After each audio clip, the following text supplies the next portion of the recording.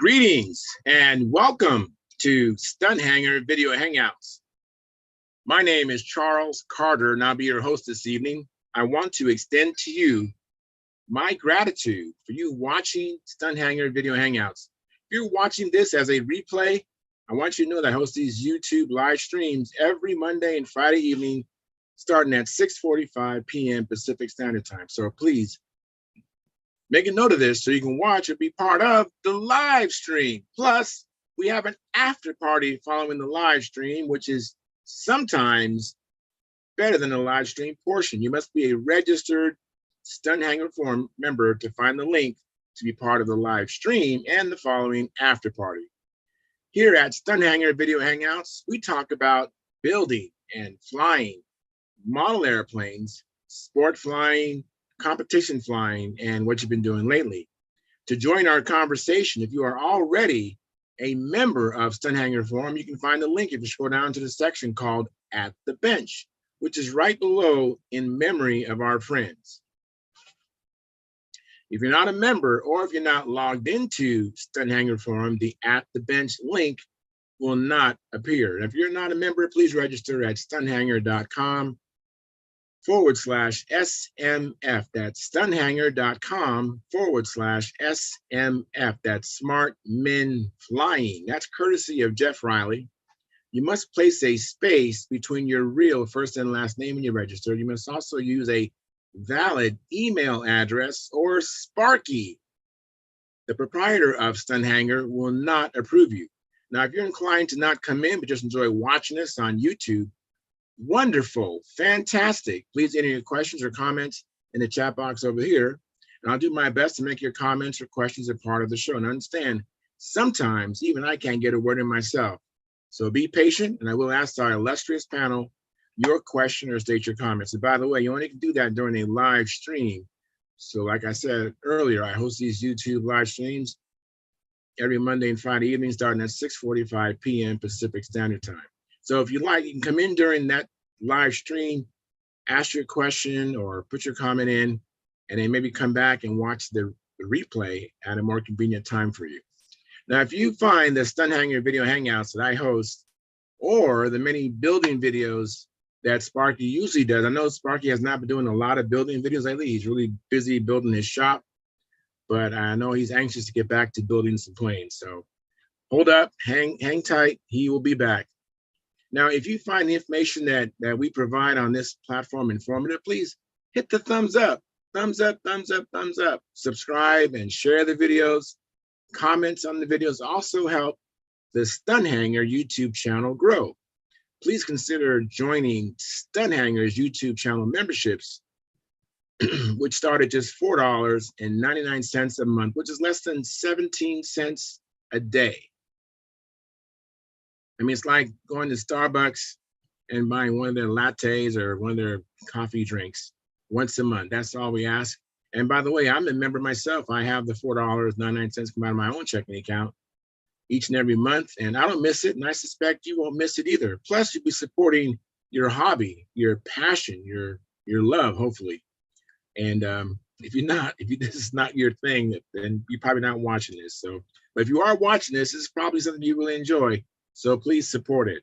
Now, with the YouTube channel memberships, you get access to unlimited member-only videos. And once a month, Sparky has a question and answer show for members only. Now, this is Sparky's YouTube channel. I know you've seen me. This is not my channel. I'm actually doing this to host the live stream, the Zoom meetings, and then Sparky does building and other things on this channel. So if you want to get in touch with me, go to my YouTube channel, which is called Flying Control Line Stunt. That's Flying Control Line Stunt. And place your comment or question there, and I'll be notified because that's my channel, and I'll be able to respond to you quickly. Unlike this channel, I don't get notifications on comments and questions, that kind of stuff. Now, I want to ask you to please keep the conversations family room friendly. In other words, please don't use words or do things that you wouldn't say or do around your own children or grandchildren. And one last thing, I want to thank you for your past, your present, and future support. You are making it happen. I'm going to now go to the Stunthangar Forum member forum website, and I'm going to post the link.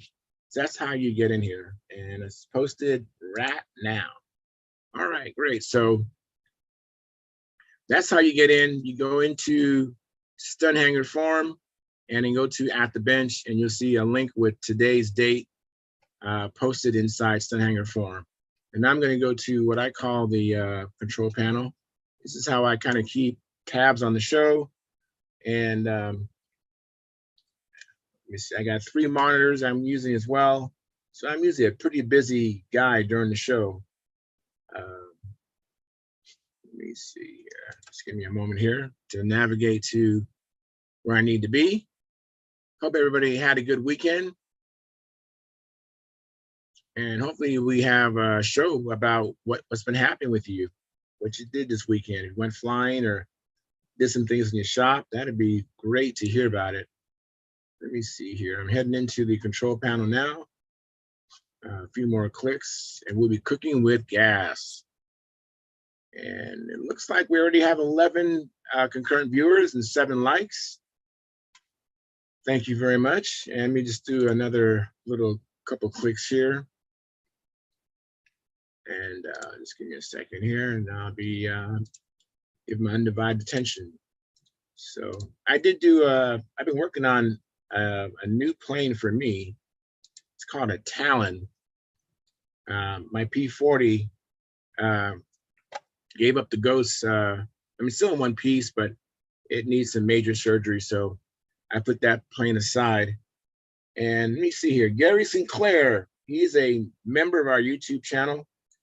And he has that moniker next to his name. Plus, has the blue wrench, so he's the monitor. And he says, "Like provided." Thank you, Gary. Appreciate that. Old Control Line Pilot, he's also a member. And he says, "Hi, all. Like given, but feeling rather ill tonight. Sorry to hear about that. So going to bed. I guess I didn't have my virus protection turned on." And he has a smiling face with tears. Laughing face with tears. Then he goes on to say, "Got my goodie bag from Mike Hazel today. Made me feel better." All right. Hey, Keith, how are you doing this evening? I'm well, thanks. How are you doing? Doing well. Thank you very much. Good to see you. Thanks. You're the first one in. I appreciate that. Okay. It looks like Gary Sinclair is making his way in here. Are you familiar with the Talon? Yeah. It was Kostecki design, or yeah, I think Kostecki design. Yeah, I'm actually I don't know if you ever met David Keefe. You ever met David Keefe? No. He used to come out there to Arizona. He lives here in San Diego. He's unfortunately has to use an electric wheelchair and has some health challenges, so he's not able to fly anymore. And hey, Gary, how you doing, Gary? Good. Hi, Keith. Hey, Gary. And I was just telling him about this other plane I have called Talon, and so it was my P40 gave up the ghost. Last time I went flying, the engine bearings were coming loose, so I want to go to this fly-in at Wood and Arrows this weekend. This weekend coming up, and I told the guys that I'm going to go with. I'd go no matter what, if I don't have a plane or not. But I just decided to activate this plane called the Talon. It's built really light. David Keith, he's a real light builder, and I'm putting a Brodak 40 in it. And I imagine you have all kinds of documentation on that plane, huh? Well, somewhere I've got something on it. All right. Well, I'd be interested in a scan of that stuff. I don't really know much about the plane, but I like it because I really like his other designs, the Formula S and the America. I really like the America. Or was it American Eagle? I'm not sure if it was.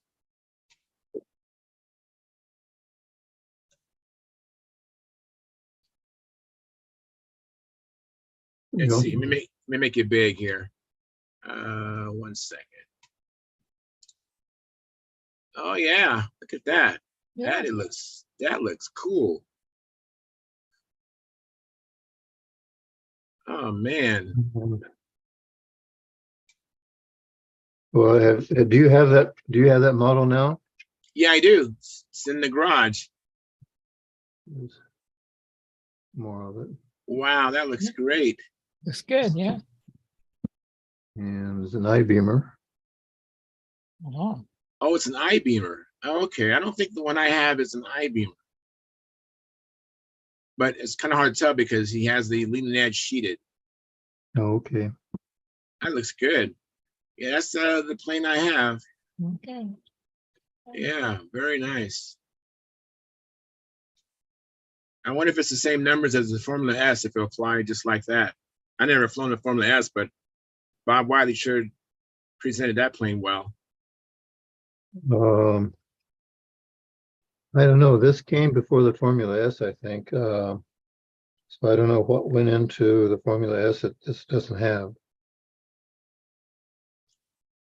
Both good looking Okay. well, he was an art teacher, so he had an eye for shape and how to decorate an airplane. He sure does.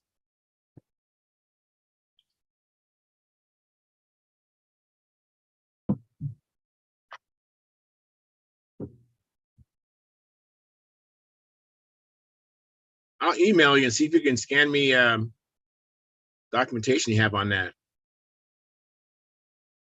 Oh, you want the article? Yeah. Yeah, I'd love to have that, Keith. Okay.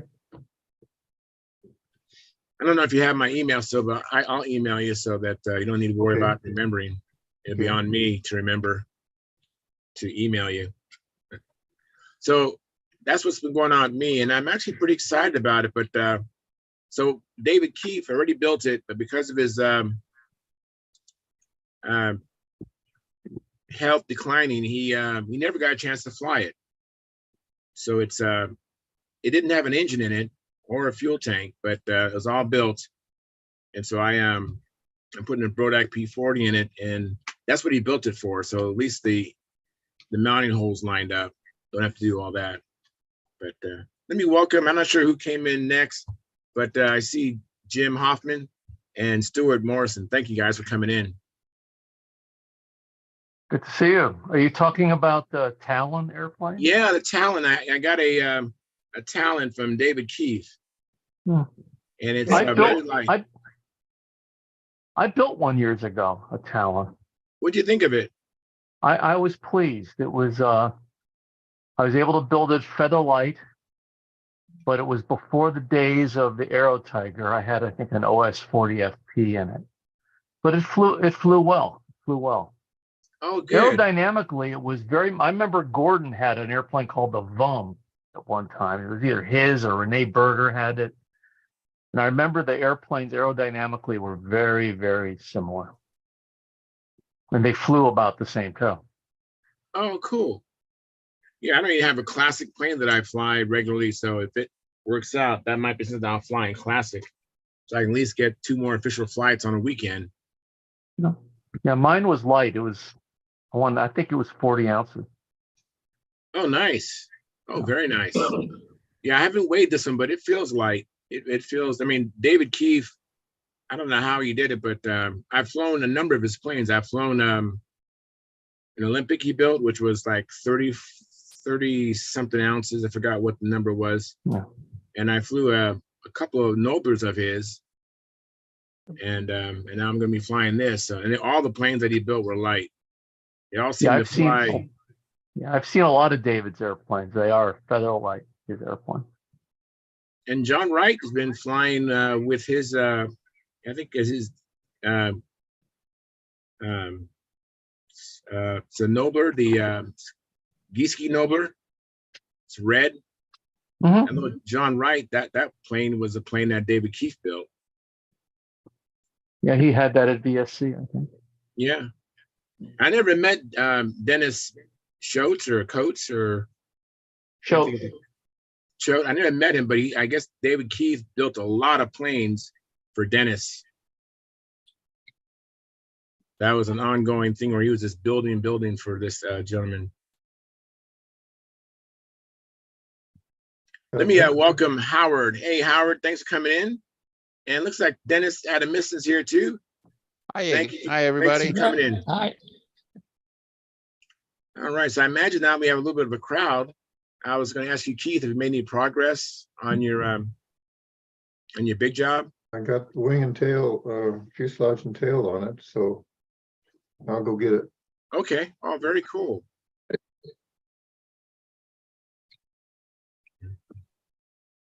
And what you been up to, Jim? Let's see. You know, I did some science today.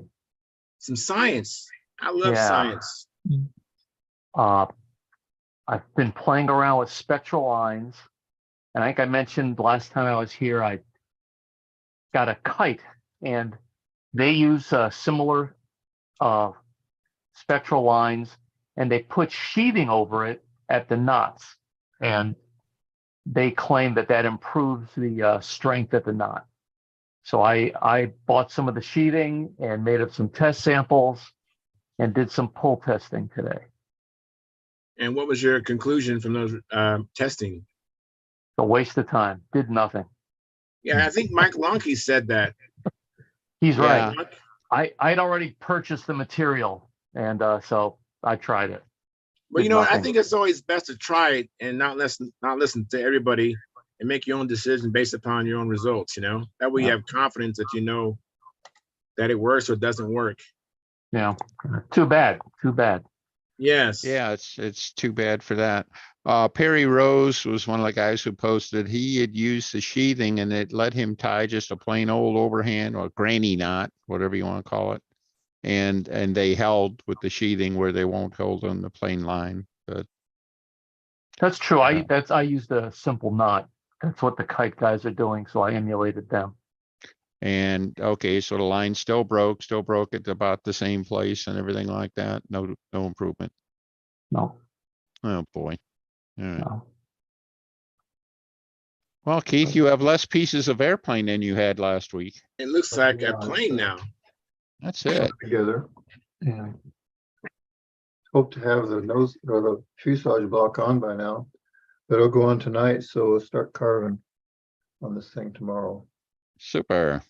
and then get the bottom done. And really could put the tail fins on. And there's not much else to do other than just detail work. Mm-hmm.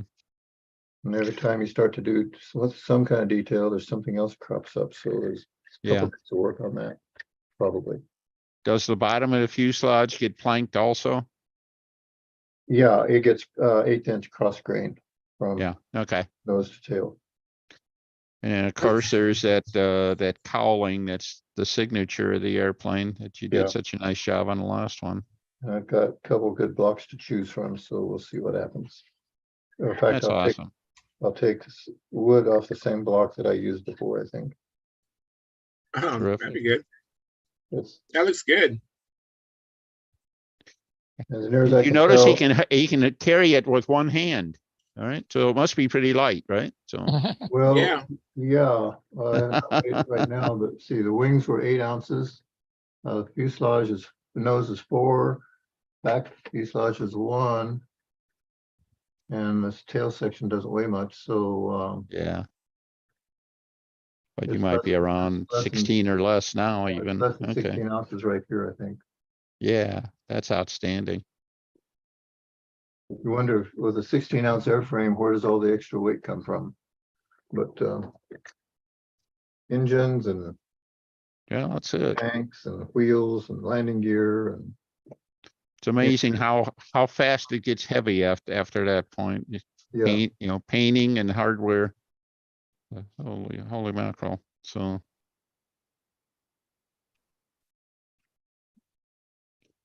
I think Anyhow. Sparky had weighed all his hardware, and I think he got like 12 ounces or so, and he weighed all his hardware that goes into a plane. yeah, Mhm. that's probably minimum. Yeah. So it really adds up. You know, all the Yeah, collets, everything. I keep accurate spreadsheets before I build the airplane with forecasted weights. And you're exactly right. Hardware selection is huge. mm, So, a third of the weight of the airplane is determined before you even pick up a piece of wood from all Yeah. those Well, yeah, like hardware pieces. like on this block, I weighed it like 57 ounces, which was sort of shaped as far as the right taper and so forth. And so I put a bunch of lightning holes here, like they always show to do on fuselage top blocks, and took out 7 grams, quarter of an ounce. Yeah, isn't that frustrating? Yeah. But it's a quarter of an ounce it doesn't have to carry, plus a lot of some of it's back here on the back end. So Mhm. Okay.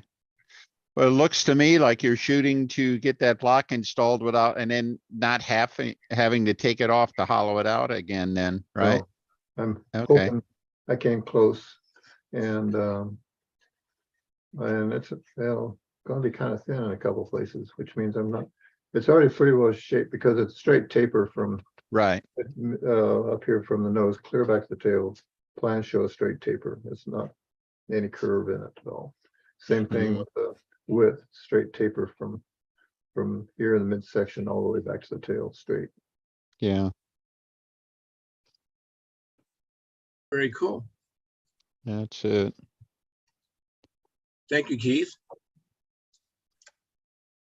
least Kinda- somebody's making some progress here, so. But it's kind Yeah. of also frustrating. You start with a 1-inch piece of balsa wood, really nice wood, and you end up with most of it on the floor. Yeah, if Right. you're successful, most of it's on the floor. Which is kind of really a kick in the teeth, isn't it? Yeah. So would you ever Yeah. consider molding the top and bottom block on that plane? Not for this. I don't think it'd be practical for the thickness and the width back here at the tail. I don't think it'd be worth it. Mhm. Okay. And besides getting the shape right, because this has to blend in a little bit to this 1/8 inch or 3/32 sides in the fuselage to get the right contour on the top. So doing a molded block would not be very practical, I don't think. Mhm. Yeah, you got a 3-dimensional curve up front too, that should be pretty doggone hard to mold, Yeah. but, And I don't need to save weight up here. mhm. Don't need to save weight there. So This question, I remember way back when watching my dad build some airplanes with strip planking. I never actually built one that way, so I don't know the answer. But I've been told now recently, people have been telling me that if you strip plank, it actually isn't that much of a penalty versus just trying to mold sheets and stuff like that. I don't think there is much of a penalty. Mhm. Use firm wood. And you can get contour shapes on your fuselage that you can't get with a molded shell. Right, you could do that 3D, I think, Yeah. but, Yeah, I've done it. I've had success with it. It's amazing how it goes from so ugly to looking pretty good Yeah, once soon you as start sanding it. when you get it all Mhm. glued together, you got these strips and it looks like a pin cushion.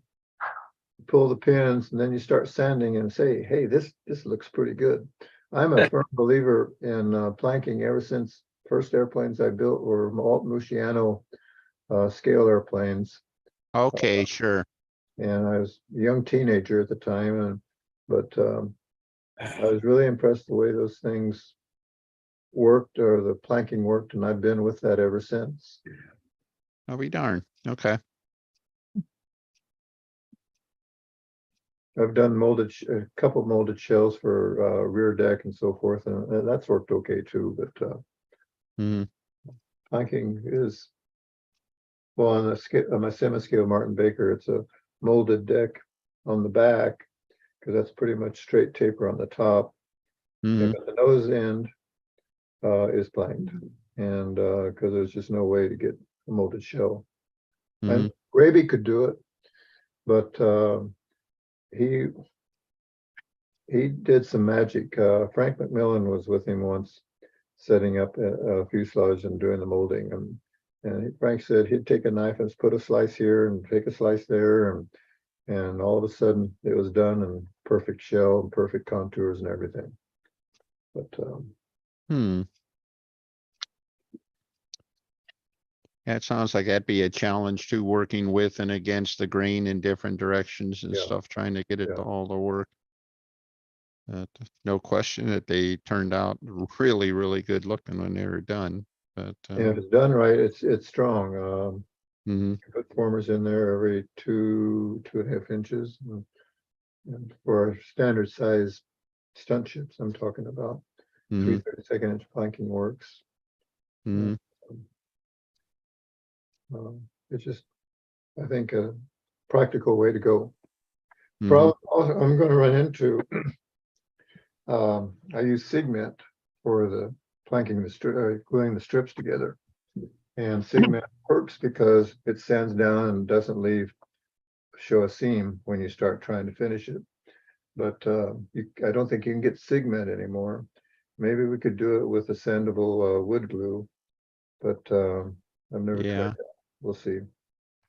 Yeah, I guess the only thing I'd worry about with, say, Tight Bond is I've just had bad luck with it, pulling and shrinking and warping and stuff like that. Yeah. It just seems in something like a plank fuselage, you'd have a lot of stresses.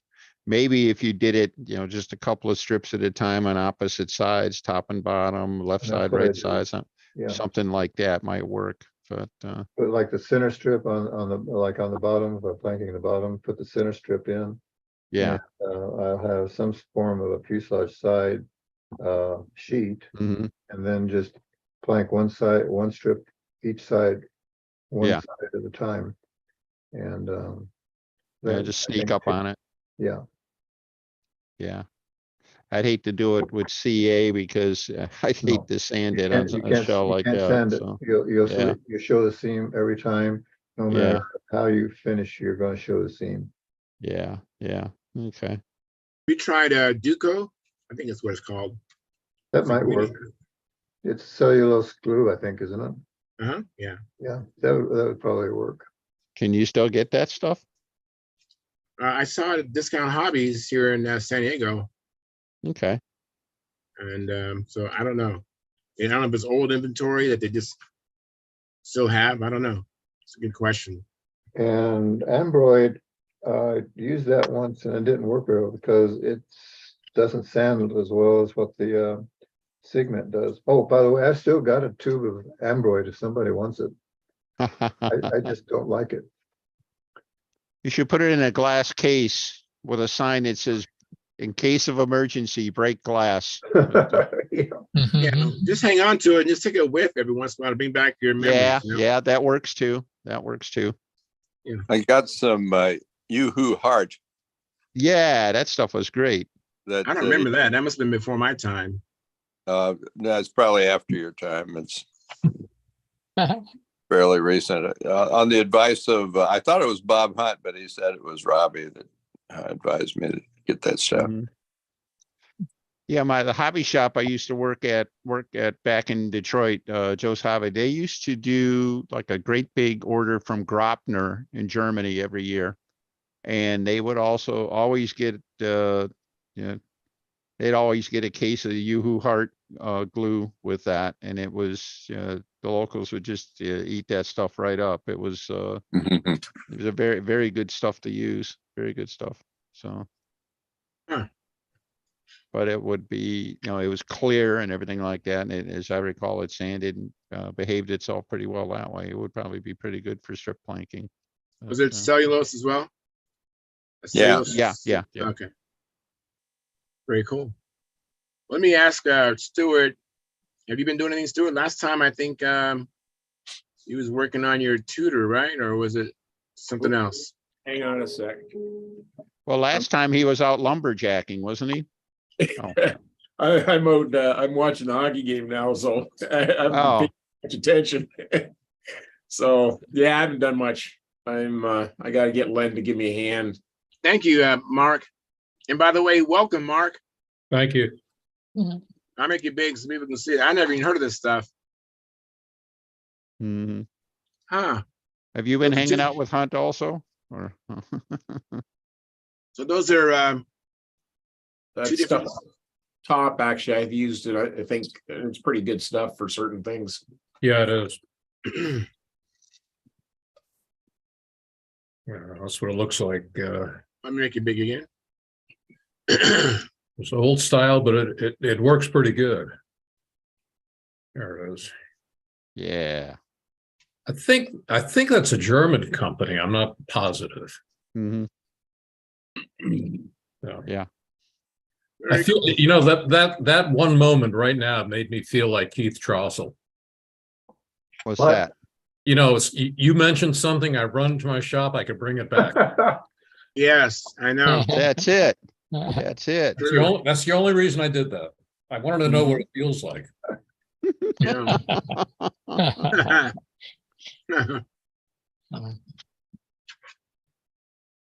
So Howard, how was the that contest? That was the forecast to have terrible weather, and no, don't even waste your time coming. I didn't waste my time going because it was terrible weather. Okay. Neighbor I thought went, you went anyhow. Okay. Rob. So Too bad though. yeah, So you finished all the trophies? yeah, the Las Vegas plaques. Very good. Very good. Only 6 months to go, man. You can't put those things off till the last minute. So Yeah, Right.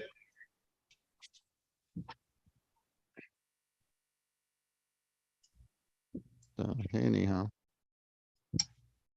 So has it been good weather up there at Circle One, or you just been working on? no, but it's scheduled to improve in the next few days, so I can go fly some stunt. Mm-hmm.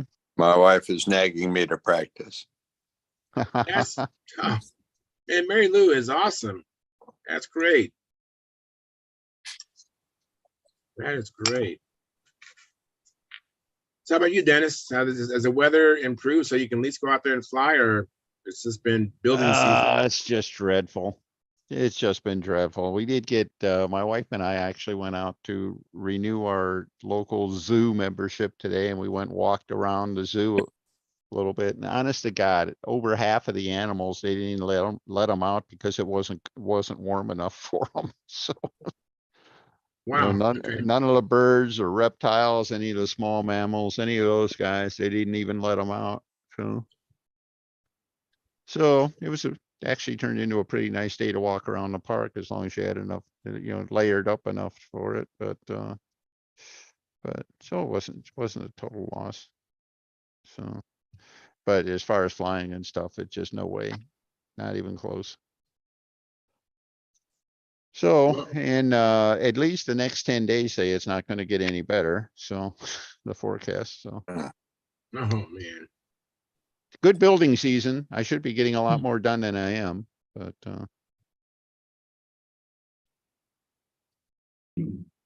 I did Life have, gets in the way. I did give some weird news here. went to my local hobby shop, and I was going to buy up some monocoat, and all I had was flats.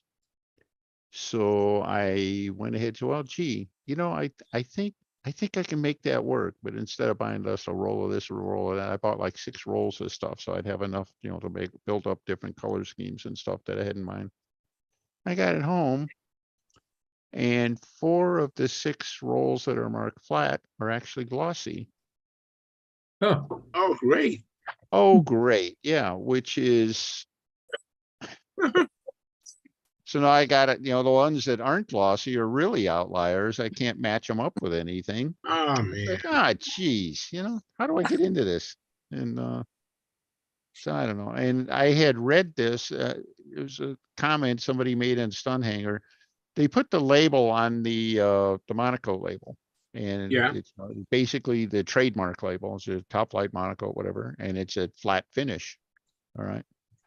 And then they have another label on the end of the roll that shows the color, and then all of the glossy finishes ones, they apparently put a white label on, and the flat finish ones, they've got like a brown label. I didn't notice anything like that. I said, but all of the rolls are labeled flat, if you look at the trademark label. And somebody said, well, gee, they're just using up the old stock, and they're just taking whatever labels they have and sticking Yeah. it on there and stuff. And it's like, holy mackerel. No, actually, that was the second thing I said. But But it's just crazy that, I was all set on putting flat finishes on a couple of airplanes, and I can't do that now. So Yeah. we're Oh, back that's to too the bad. local high, and we're at the point, I guess, with their supply and everything like that. They're clearly closing out the Monaco, and I guess you get whatever you get. So When next anyhow, time you come down to San Diego or Escondido, I can take you to Discount Hobby where Philip Bailey was, and they have lots of covering in there. that's it. Okay, that sounds good. Yeah. And next time you come out here, Jim, we should go visit Discount Hobby. You might like it. I don't know what you have out there in Arizona, but Discount Hobby is a pretty good hobby store. I've stopped even searching for hobby shops 20 years ago. Mm. But I think in November, my calendar looks like I'm going to spend most of November in San Diego. So hopefully I'll get to see you. That'd be great. Yeah, that'd be great. So this weekend, there's an event at Whittier. Yeah. And I think I'm going to go. Me and Lou are Oh, going to good. go. I was wondering if you guys was going to go, even though it wasn't an official contest. So that's great. I look forward to seeing you. You're going to go? Yeah.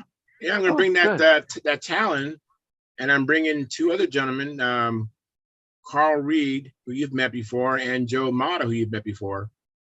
No. And I talked with Tim Just will be there, and Warren Walker said he'd be there. Oh, cool. Oh, that's very cool.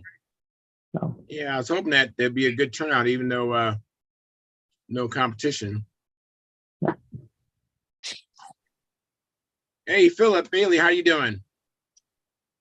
You're muted, Phil. Okay, I'm doing great. How's everybody else doing? Doing good. Pretty good. Yeah, I was going to take the plane out and fly it today, and I got a call and had to. Well, I didn't have to, but I went and picked up a truck for my grandson, and did not get back in time to go flying. But I'm going. I just talked to Tom. We're going 9 o'clock in the morning, so we were That's going great. at 8. And Tom called and said, "Could we make that 9? It's supposed to be right chilly in the morning." I said, okay. So what planes are you gonna be taking out? I'm gonna try the SV11. Oh, cool. Oh, that'd be great. So did you get in touch with Will Demaro? No, I did not yet. I'm gonna try to get in touch with him and order 6 batteries and see what I can do. Is he making them for hire? I don't know. I hope. Well, if I need to get in touch with Trey, and he was talking about buying a bunch and making them up too. So I don't know, but Will has some experience. I figured, he'll know how. He'll have experience doing them. Yeah. I don't know. Boy, I like Jim's room there. That's nice. Yeah, it is. It looks good. I like what Keith's got laying on the table there, though. He's making some real progress on that airplane. Yeah, he showed it already. The big job. It's beautiful as usual. We'll get this block glued on tonight and maybe get the bottom cross grain on tonight. So the fuselage will be shaped pretty much tomorrow. Get the nose rings on, get the cowl, and might even get the cowl starting to be shaped tomorrow. We'll see. He can do in a couple of days what takes me a couple of weeks. Well, I'm full-time airplane stuff right now, except for some housework.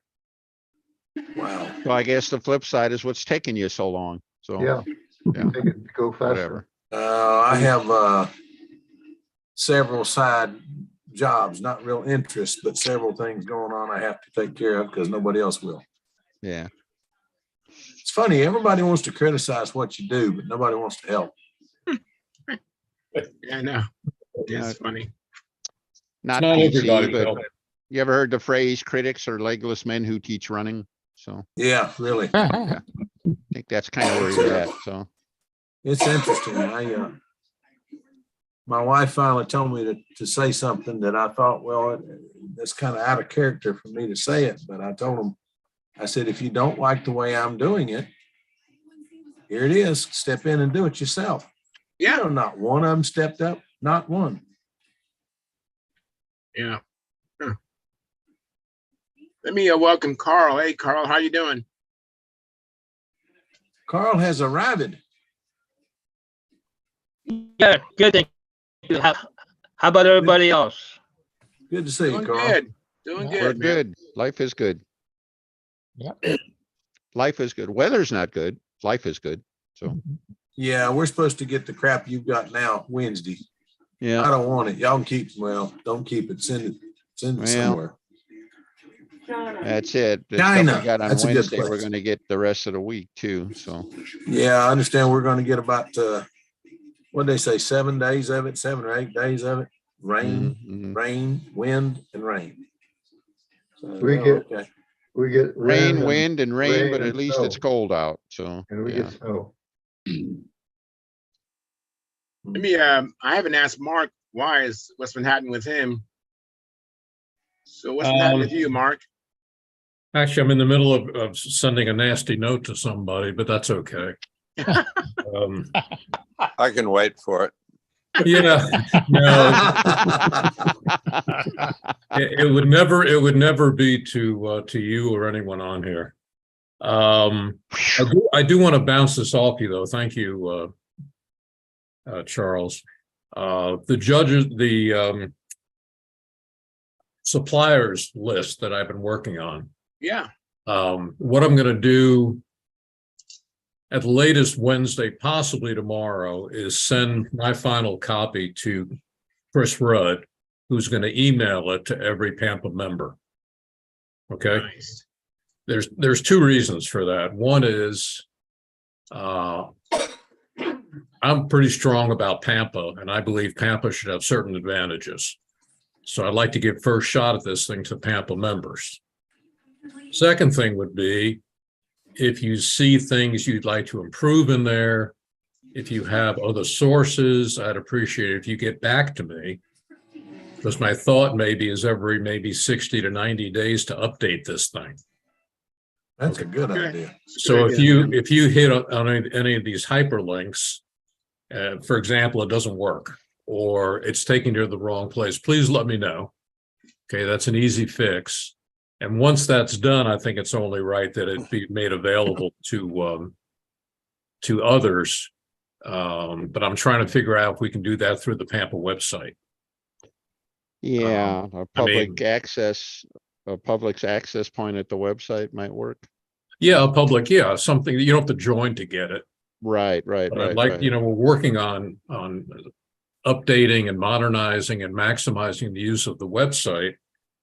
And if we're going to do that, then we need more people to look at it. Mhm. I'm not knocking Stunthangar at all, but control is a big deal. And there are a lot of good things going on, and we're also I'm going to probably quarterly, maybe more frequently, send emails to every Pampa member basically on what's going on, getting some feedback from the membership. I mean, why not use that tool? A good buddy of mine and many of you, like Phil, Will Davis, when he renewed this year, he got a letter from Jim Barry, who took over membership for us. And Jim sends that to everyone who renews their membership. And Will says the first time in, I think, 19 years, he's heard from anybody. He pays his dues and, maybe get stunt news, but no one ever personally reached out. So Wow, that's good. So that's the direction we're heading. So when you guys get this, and you start using it, just please get back to me with your experience. Okay, I have thick skin, and I know your comments will be for the benefit of everybody.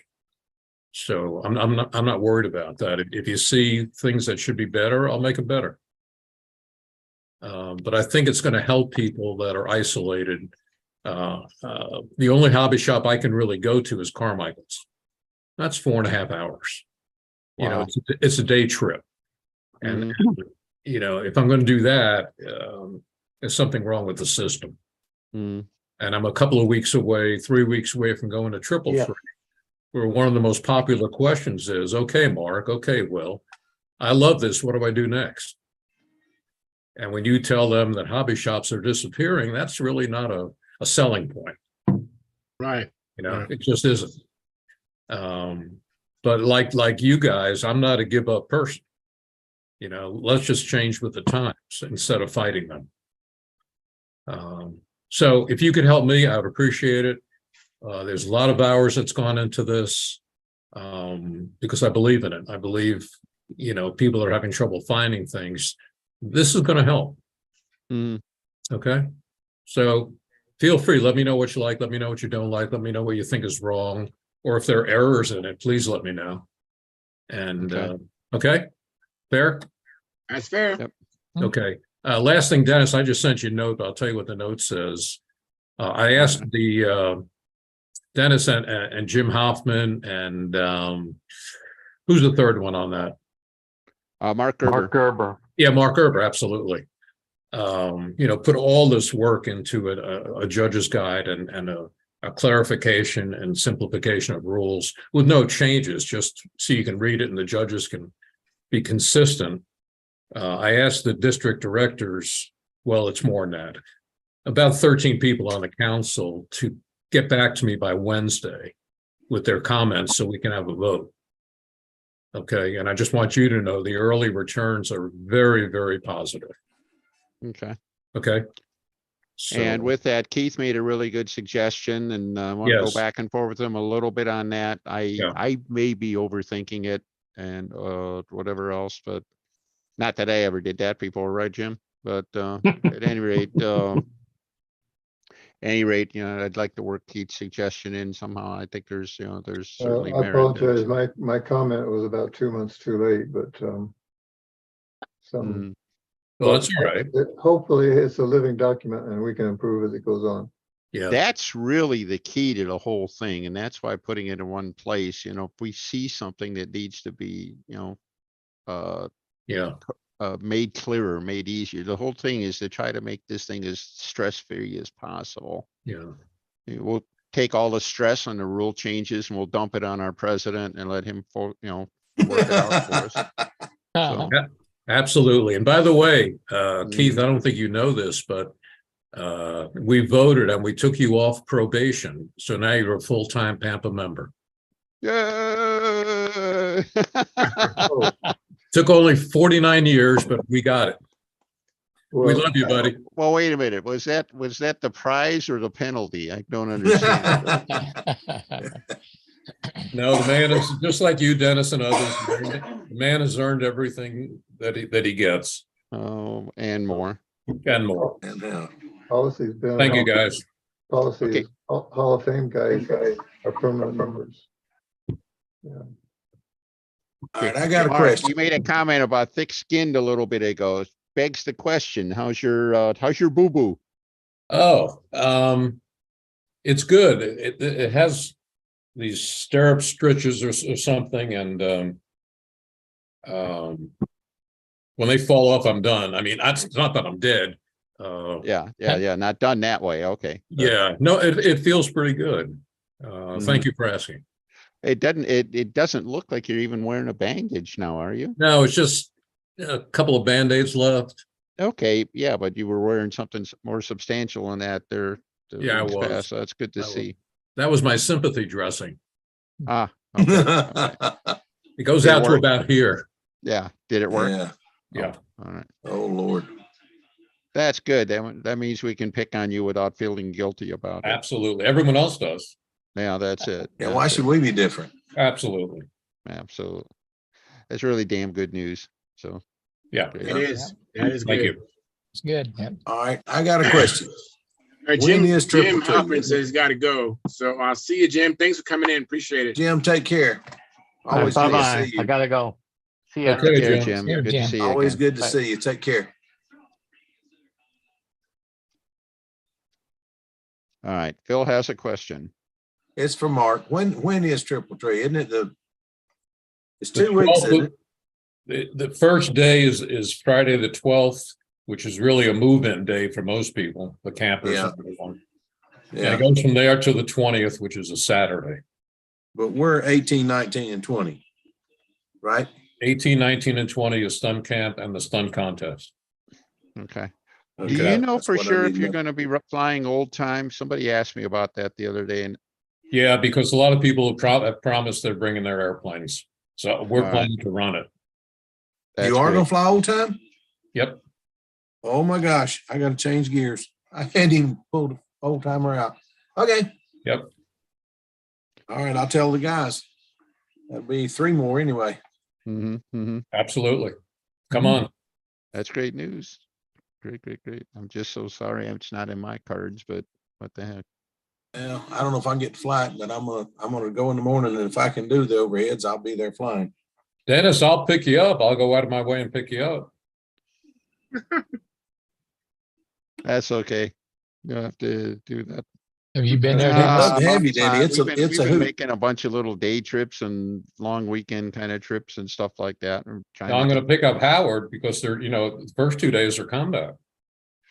Well, Um, Howard needs to be, you need to pick him up because otherwise he has to find all the free charging places between there and Carolina. But Yeah, I don't think it's, as I've told you, I don't think it's prudent to fly combat there. yeah. There's too many people nearby.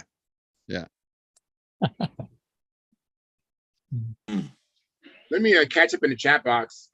Jack Snavely says, hello all around the world, just saying hi. Enjoying the show. Like this, thumbs up, and some airplane stickers. Thank you, Jack Snavely. Then Edward Carlisle says, like provided. Then John Skukelek says, and he's a member of our YouTube channel. Thank you, John. And he goes on to say, so is Jack Snavely, by the way. But John says, I just Googled Duco cement and it showed up at Ace Hardware and Amazon. Sounds good. I think it's 20. That's good. I've heard of that stuff and never used it. Maybe I need to fix that. So, Good news, the Leafs just won. Who they play against? Tampa Bay. Where are they? How many games left? Well, it's 3-1 in the series for them. So So the Leafs are leading 3-1. Yeah, they just so. And it's been what, 47 years since they won or something, since their You know last what? cup or something. Yeah, keep going.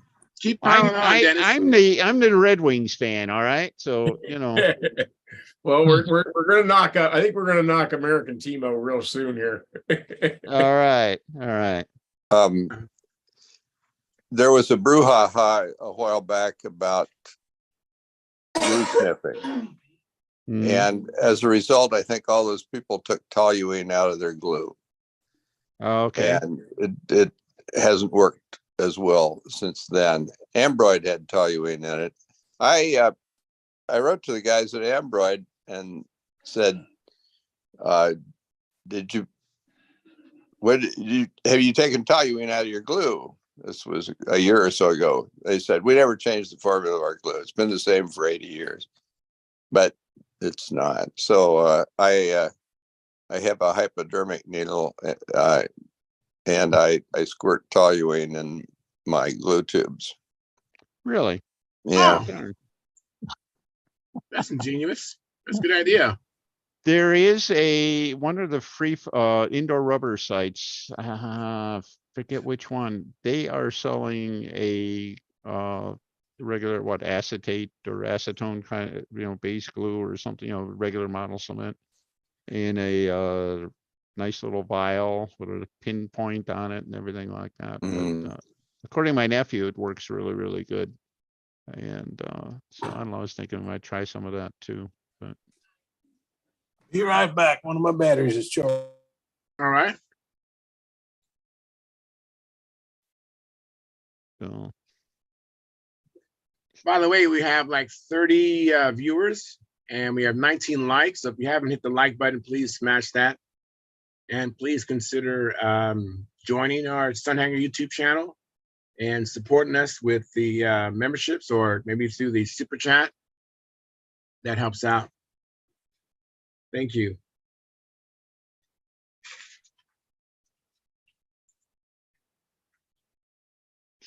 Oh, So I've been working on this Talon, trying to get it ready to go flying today. I fell short, didn't get it all done because I had to put a Rodak P40 in there, but I had to take the cowl on and off constantly to get it to fit, just on and off, on and off, on and off. It just takes so long to find what is keeping it from lining up with the hold down screws. They got these blind nuts holes, and I couldn't get that to line up to attach the hold down screws. Just frustrated. I thought I'd be done, but I'm hoping to be done tomorrow. So I want to put a few flights on it before I go to Wood and Arrows. Hey, Dennis. yeah, Dennis yes. Nunes is here. Hey, Dennis, thanks for coming in. Hi, everyone. Hey, Dennis. Again, Go ahead, Dennis. Adam, I interrupted you. Go ahead. No, I was just saying, I didn't hear the backstory on that Talon or anything like that. Where'd that come from?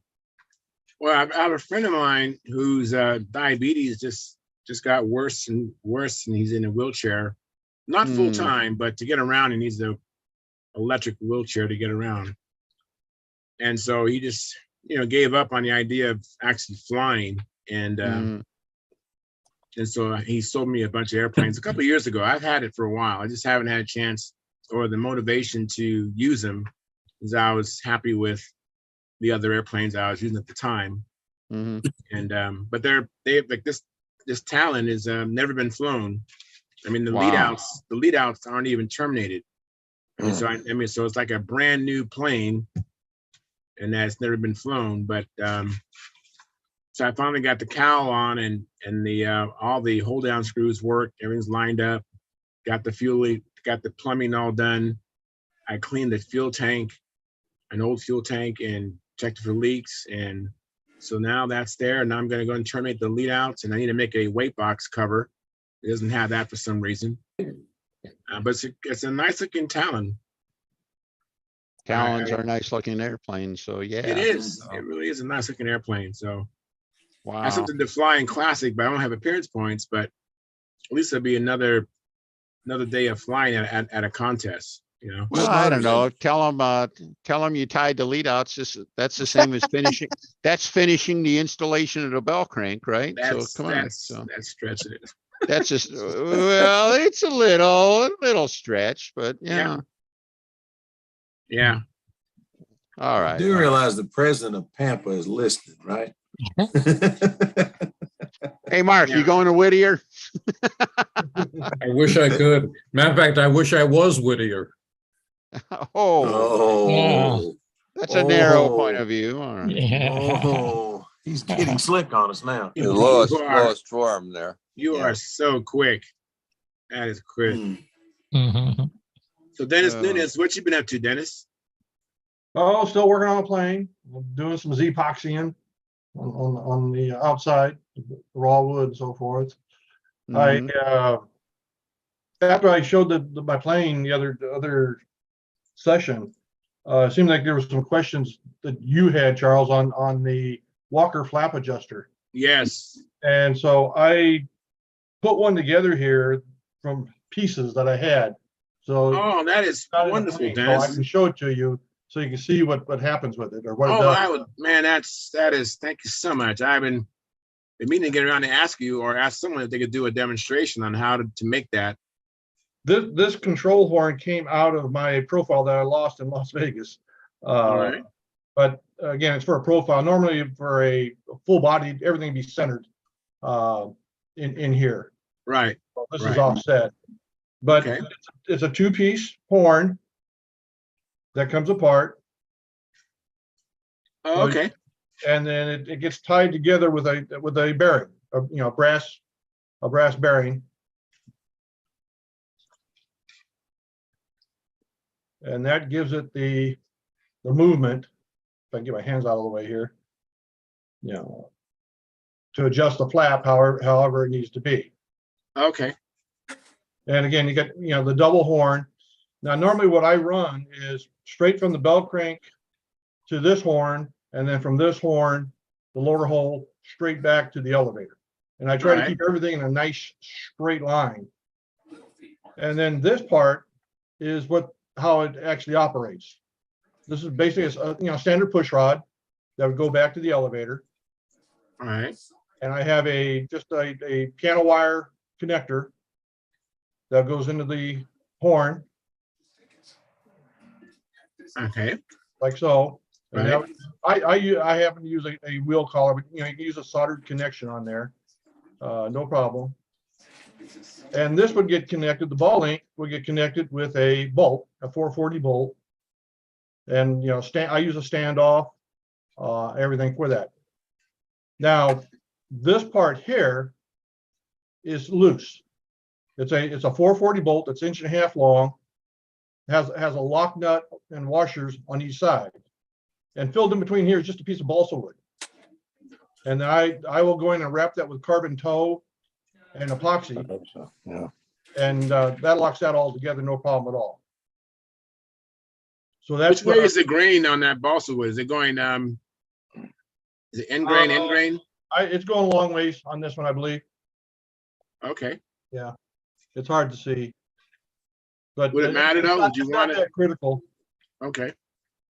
And so that's what you make up. So this is the actual adjuster that you have, that you end up going through. Like on my plane, I go through the side of the fuselage and I go right into that hole to adjust. And when this is locked in position on the horn, it grows or shortens, depending on which way you turn it. Okay, I see. I understand. Thank you so much. Wow. And so this here is a loose fit, but not a sloppy fit. You might be able to, Okay. I don't know. Because if you make it sloppy, then you're going to have slop in that flap horn or in the flap. Yeah. Right. Right. I want to avoid that. Now, the only other thing I've come across, and I've heard some talk about it, is that sometimes you can you get a bind in this system. And where I find the binding that happens is if I put when I put the push rod that goes back to the elevator and the fastener that goes on the end, whether it's a soldered washer or a wheel collar or whatever, I don't make that a real snug fit against the control horn. Because what happens is this thing, as you adjust the adjuster, what actually is happening is the push rod will actually start yawing inward or outward, just here. So you have to have a little bit of movement. If you don't have any movement in there, that's where you'll create the bind. All right. And so you just got to be a little loose. And I've had absolutely no troubles with these. They worked really, really well. And that space, do you use that same space in between those two uprights every single time, or is it vary? I do. I use 1 inch between them. And then the wood portion, I cut to make it fit. Yeah, and sometimes it takes a couple rounds to get it the right width, and but it works. Wow, that's amazing. 'Cause I actually had assumed that spacer between the push rod and the other part that's adjustable, I thought that was like Delrin or solid carbon fiber. I thought it was some exotic material. I didn't know it was just balsa and then just wrap it. I use balsa, but again, I wrap it with carbon tow all the way around it, and then it with epoxy, and seal it with epoxy. And haven't had any issues with it. In fact, it survived the crash. Wow. Now, how thick is that balsa wood? Is that an 1/8 inch or? It's about, I think I used a piece of 1/4 inch, and then this gets glued to the wood, this little piece of carbon fiber tube, which is the same as the push rod.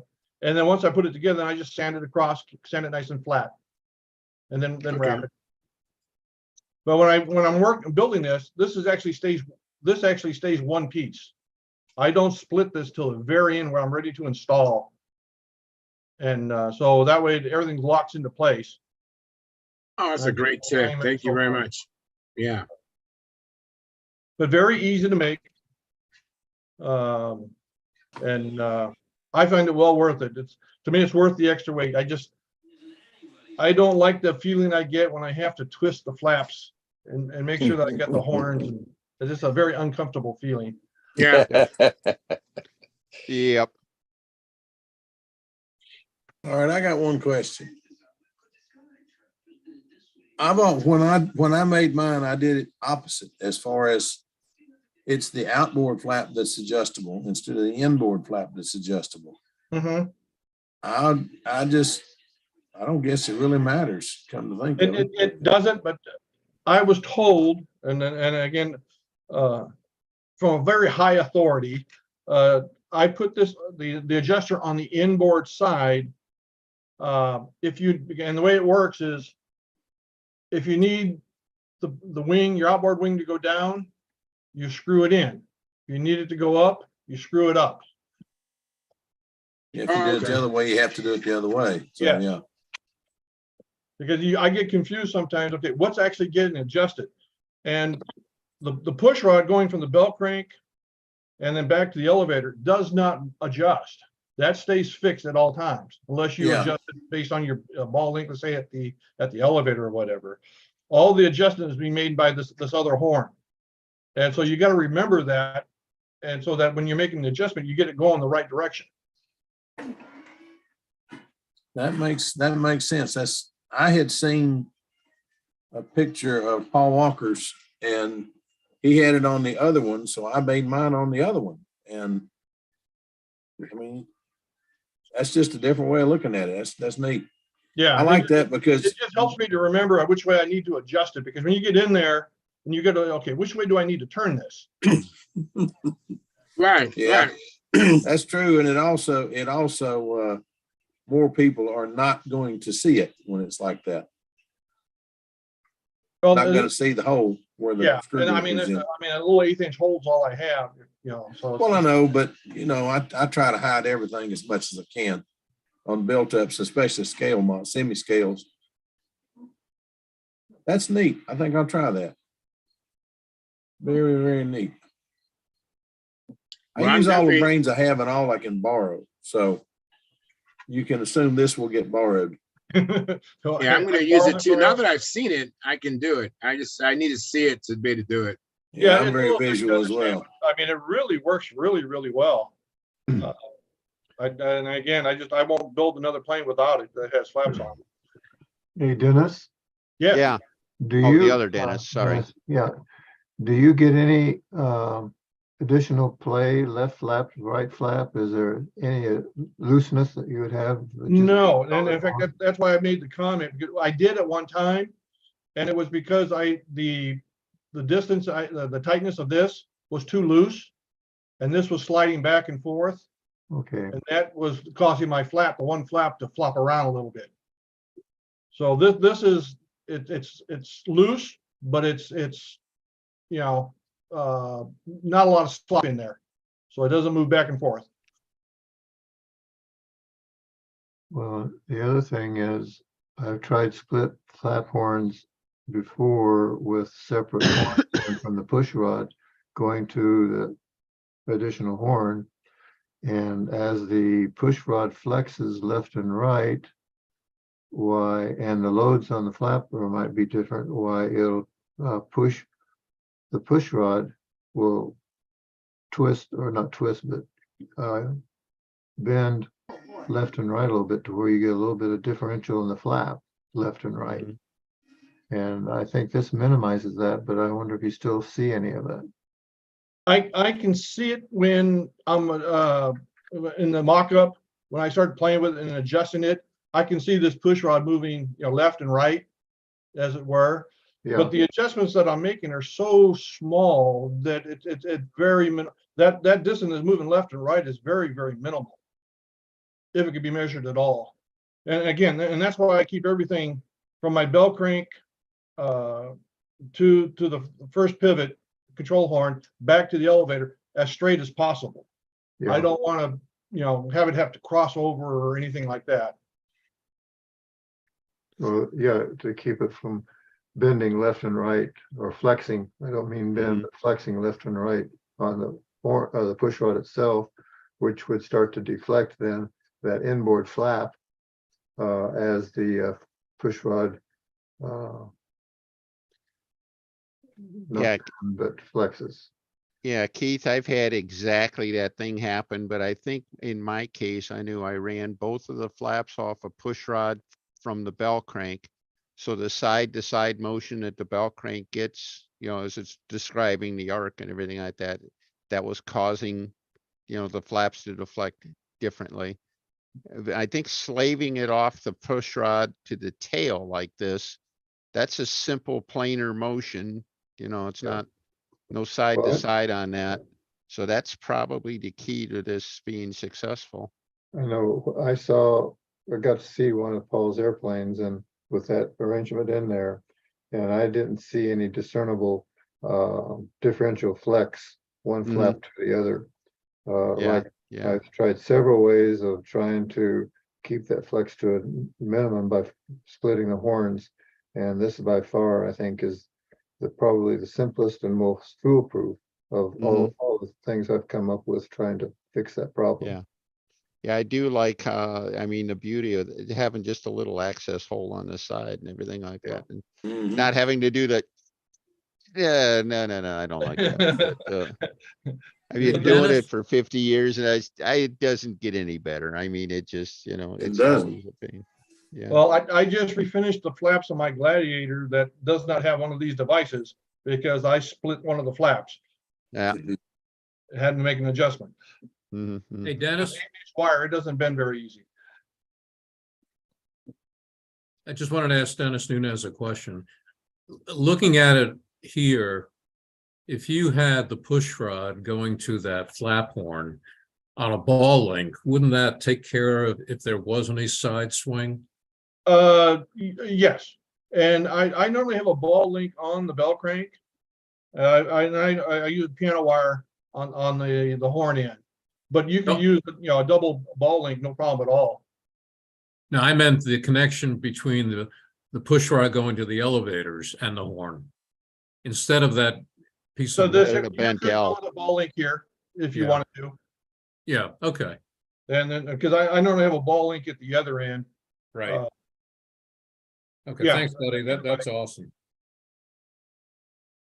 I have a Okay. question now, Dennis. So you make your own flap horns, correct? Yes. Okay, so if you don't make your own flap horns, then you're pretty much stuck then, right? Well, I mean, yeah, no, I mean, No. if you get a hold of a double upright, sometimes, but I don't think the gap between those is wide enough. You would have to split that and make it wider. Mine is just all I do is once I get this all together, I just take my cutoff wheel and just cut it in half. And you split it right down the middle. So the Right. gap here is very little, whatever the thickness of that cutoff wheel is. I would think even with a commercial horn, you'd of course need two horns. You just cut off one side on one and the other side on the other. That's And right. you could still get a joint, you could still get to a central bearing on it that way. Yep, that's what I do. Yeah, I think that's the way I'd look at it. Yeah. since- Okay, so I have some extra flap horns. So just take two of them and then combine them to make one. Yeah. Okay, all right, That I would can do that. Yeah, I came across an old set of Vico differential control horns, but I don't think Oh, they should, Lord. I don't think they're a good idea to use under any circumstance, but That is ancient. yeah, but anyhow. That's I had- outstanding stuff. Well, Nice, thank you simple so much. little, nice, simple demo there too. Yeah, Good. thank you so much, Dennis. Appreciate it. Yeah, you're welcome. This is a simplified version of what Bill Werwich used in his P-47. Roland McDonald made the first one that I remember seeing. I saw it at a contest and asked him about one. I never did get one, but it's this is the same principle, but that one is much closer together and works on two pieces that fit together, and you had a little lock screw in it.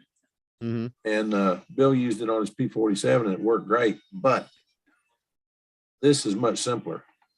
Well, the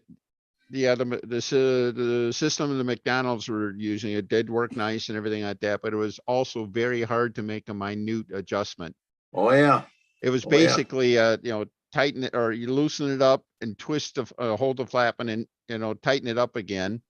And, Yeah. you know, this here, you can get literally, you know, how fine can you turn the Allen wrench? You Yeah, know, that's- really. You can get an adjustment of whatever severity you need. So, This I'll make. That I looked at and said, nah. yeah, I got one of This- the McDonald horns too. I've had for a long time and I've just never got around to trying it. I just never felt Yeah. completely I never comfortable did with get it, but I took pictures of it and made one myself, and I made one, but it's still laying downstairs. I never Yeah, did use yeah. it. Yeah, this would That give me is a lot finer very adjustment for sure. So basically, you need just an 1.5 inch long cap socket screw, right, Dennis? Yeah, 440. Okay. You know, 440 by 1.5 inch, or you can go 2 inch, either way. I mean, And then just half works put fine. 2 washers and a cap screw. Yeah, Mhm. and then a lock nut on this end. Do you do All right, anything I like use- I'd use an Loctite aircraft it or nut. anything like that? So it absolutely That's what that cannot looks move like. or What's that, Dennis? do you do anything on that locking nut? Do you like put some Loctite on it or something like No. that? So it absolutely cannot move? No, because you're going to need it to move. Well, you don't need it to move. I mean, you could put some Loctite on there if you wanted to. I haven't had any issues with it. Yeah, I could but just see, you know, to your earlier point, if you know, doo-doo happens, if that nut loosens up a little bit while you're making an adjustment or something like that, it could mess up your Well, that's day. why on my plane, I got the hatch goes all the way back to the end of this. I can get to it if I had Yeah, to. yeah. Okay. So yeah, that's belt and suspenders then. That's cool. So, But again, I haven't had any trouble with that nut. And again, I normally put a fresh nut or a new nut when I finalize it, when I put it all Mhm. together for the final time. yep. Well, I think you've answered all my questions, Dennis. That's Very great, neat, man. Dennis. Very neat. Absolutely. Very I still think you're wild, man, but you got a neat idea. good. I'm Hey, equal Charles, opportunity. I give everybody a hard time. can I do a quick screen share here? Yeah, Sure. you should be all set up.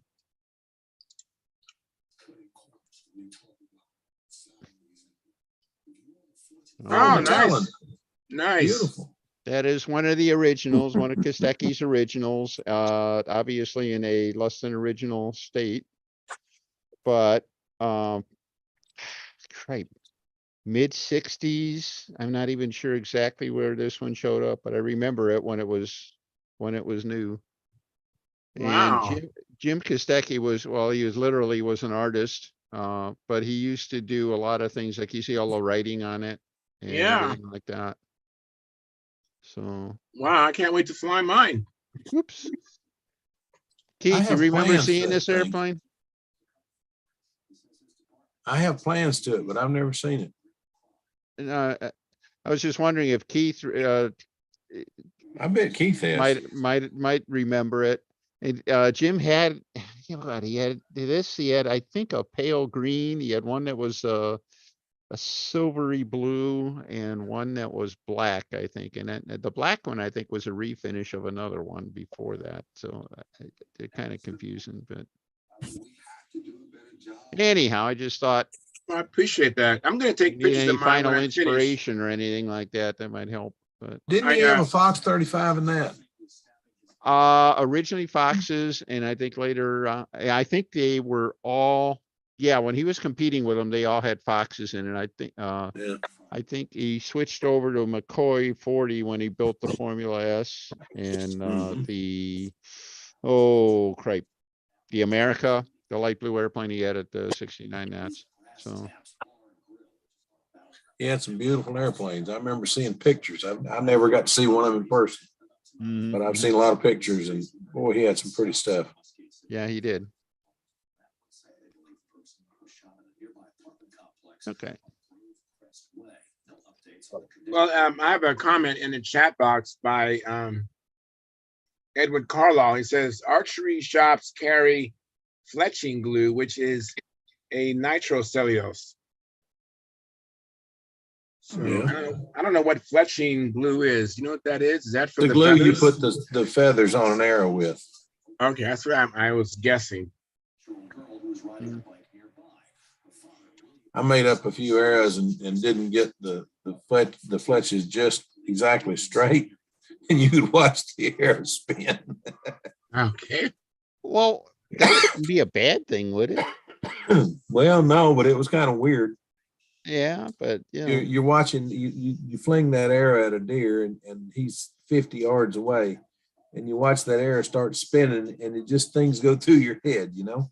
Even if it finds its mark, it makes a good clean kill. It still puts weird thoughts in your head, you know? It's mhm. You're funny, not what is, supposed to spin. It's supposed to go straight. Well, that's rifling, man. It's like, Well, that's true, but yeah, you know, prior, that's, it was weird. and I would imagine you know, just on purpose, of course, make them all the same. Don't put two of them angling, you know, make it. Oh, make it was all the rise. same. I made a nice Okay. guide that the air sit down in. And then this thing held the fletches in place. I didn't realize the front of it was just about a degree off, Yeah, but I okay. used the same on all three of them. So they all just, Yeah, otherwise you looked could make an weird. arrow that could shoot around corners or something like that. yeah. Used to be a guy that had fletches on his stuff, Barda. He used great big fletches, like an inch and a half long. Those things would absolutely slow the arrow down as it went, but that was the Barda way. Mm-hmm. Can't remember his first name, but he did things his way. He was different. if you're using that nitrocellulose, that would be, you really couldn't say you didn't use any nitro. Hadn't thought of that. Oh Lord, that's pretty good. Yeah. And then Tom Ramel, he provided us with a like. Thank you very much. We have 22 likes. Thank you, everybody. Thank you for doing that. Appreciate it. Yeah.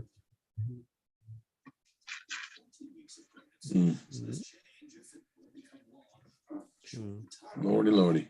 Dennis Nunes, are you going to come to the fly-in this weekend at Wood and Arrows? I understand that's a long drive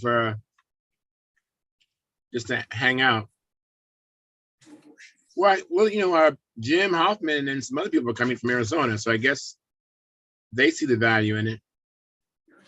You know, it's funny though. You can have a beautiful facility and have everything perfect and call it a fun fly, and a few people show up. But you can have it in a rotten place and call it a contest, and Yeah, it's the competitor. It's the competitor in us. yeah, it's strange. If you put a trophy up, everybody shows up to try to win it.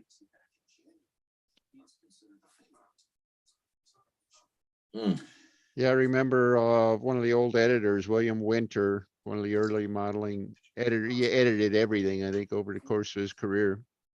He made an observation like that. It said, since you call it a fun fly and the RC guys all show up, if it's a competition, they don't show up. And the control line guys are exactly the opposite. You call it a fun fly and it's, you know, nobody's there. You call it a competition and you'll get a lot more people there. And it was I thought it was an interesting comment at the time, but I think It's true. You take a look at the popularity of fun flies and, you know, RC fun flies and how few, you know, successful really big successful competitions there are. Well, they're not big like Joe Knoll is big. Let's put it that way. And so Winter was quite a dude. Well, this is my first fly-in that I'm going to go to. I've never been to I mean, I know Brodax is a fly-in, but they have competition. But there's going to be no official flights at this one. And I'm looking forward to it. It's just going to be fun. They're going to have good food, I imagine. That's all worth it, right? All by itself. So there you go. So I'm looking forward to it. And it's a chance for me to fly off asphalt, you know, which is I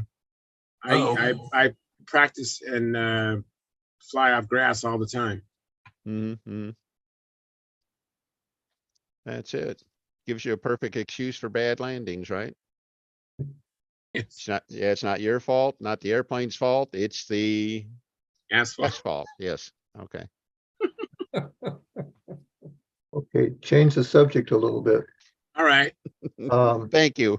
We talked about this a little bit some time ago, but last July was the 50th anniversary of the first flight of the F-15. Yeah. And on Of the my what? the first flight of the F-15, Oh, F-15. Wow. and it's Yeah. still number one. Well, not the number one fighter, but it's still in production, by the way, Mhm. after 50 years. And here's the thing. I don't know whether that shows up. Let me make it big. I was just Yeah, sleeping there. Wow. first flight of the F-15, July 27, 1972. And Wow. this certificate was carried on that flight, signed by the test pilot. Excellent. And Yeah. test pilot was Irv Burroughs, and he died this last year. And on this hero wall, then here's the, I don't know if you can see that. Yeah, we can. That's The, coming through loud and clear, the Streak Eagle. Streak Eagle. This is another certificate that's carried on the Streak Eagle on these time to climb records that still holds some of those time to climb records. One of them is time to climb to 3,000 meters, which is what? What's 3,000 meters? About 10,000 feet. 10,000 feet, almost 2 miles, right? Almost 2 miles straight up in exactly 27.57 seconds from a standing start. That's from a standing start. Yeah, And okay. Yeah, that would there's the included picture. standing start, takeoff, run, and climb in 27 seconds to Yeah. 10,000 feet. Wow, And that's performance. the That is. airplane, the F-15 has a tail hook. Very many people know that, but in case they've got landing gear problems, why you can put down cables on the runway or ropes on cables on the runway, and the table or nets, and the tail hook will catch those nets to help stop it. And also a structure there to carry a tail hook if they ever made it a carrier airplane. And the wing was structured so it could be a fold in a certain place in the wing if they ever sold it to the Navy, but that never happened. Not very many people know that. But anyway, they anchored the thing down on the ground with a cable on that tail hook, and they'd run the engines up full speed, and then an explosive bolt would let the cable go, and that was what started the timer. Mhm. And they were able to calibrate through the radar when it passed through 3,000 meters. But it went up to 6,000 meters, which would be about 4 miles. It did that in 39 seconds. Yeah, 4 miles straight up in 40 seconds. And Yeah. 9,000 meters, 6 miles straight up in 41 seconds. And go all the way up to 30,000 meters, which would be what, 20 miles in 207 seconds, a little over 3 minutes. Wow, that's amazing. Anyway, that's on my hero wall. Up there is a certificate that I got a flight in the F-15 one time. Mhm. And Wow. another part of my hero wall, that's what I got when I retired. Okay. There's a guy in Washington, D.C. It's all he does is take flags and hang them up on the Capitol building, take it down, put up another flag, and then they give all these flags away to people that when they're retired and that kind of stuff. Mhm. And there's my hero plaque. It represents 27 years of service. Well, thank you for your service. I appreciate it. Yes. And Yeah. other things that came with the different programs I worked on. And there's my commission and my retirement. And Hey, Keith, does that say, what university is that? University of Wichita. Yeah, I went there. Really? Yeah. When? 63 through 66. Really? I graduated in 63. How about that? Oh, how about that? Amazing. Yep. 60. Well, where Okay, did you right grow up, Mark? New York. How'd you get to Wichita? I went west. Okay. No, actually, I thought because of my model airplanes, I thought about being an aeronautical engineer. But due to my sometimes lackadaisical performance in high school, the Eastern and Western schools, I couldn't get in. And I heard really good things about the University of Wichita, and they accepted me. So it was a great experience. Yeah, Very good. it took me 5 years to get through it, but I did it. Yeah. Good for you. Keith, they took that thing when y'all were through playing rocket with it. What's that? The F-15, the Streak Eagle. When y'all got through tying it down and cutting it loose and seeing how far and how fast it would climb, they took that thing and put it on a truck and toured the country with it. I didn't know that. Yeah, it came here to Haynes Mall. And of course, they unfolded the wings, but they had it on the back of a truck, and they didn't take it off the back of the truck. They just showed the plane and showed the records that it had set. And that darn thing's what got me wanting to join the Air Force, trying to go in the Air Force. So anyway, and then it went, the next time I saw it, it was sitting at the Air Force Museum. Yeah. So, but they got it sitting outside. I couldn't believe it sitting outside. That thing ought to be inside. But Well, anyway, it ought to have a little better marking. I've seen it. It's Streak Eagle. Okay, what's the Streak Eagle? It doesn't, you don't have any sense of what the significance of the airplane or anything like well, that. it's baby blue. You ought to, I mean, it's kind of a Well, baby yeah, blue. but the early F-15s were all at air superiority blue, but Yeah. but About you the got one I there? can, There you go, Keith. Yeah. A shocker through and through. It's the shocker. It's on my golf clubs. I got these head covers from the school. Okay. Yeah. Very cool. Well, the F-15, when it flew, it didn't have any paint on it except for those markings. yeah, okay. Big Eagle. paint had weight. Yeah. They kept that They- thing as they light took as it all could the- be. They took the radar out. They had a self-starter in the thing. They took that out. And of course, they only carried enough fuel to go up and make one extra pass for the landing. Yeah. And on the those high altitude things, the engines actually quit going up, and they coasted like the last 10,000 feet going up. Hmm. And Wow. Well, it was going, I watched the movie of it, and the thing was going up like a rocket. I mean, it literally was going up like a rocket, just really accelerating as it went up, straight up. I think not quite straight up. They, Well, almost. They ran through all sorts of computer models for the optimum flight path to use for those different altitudes.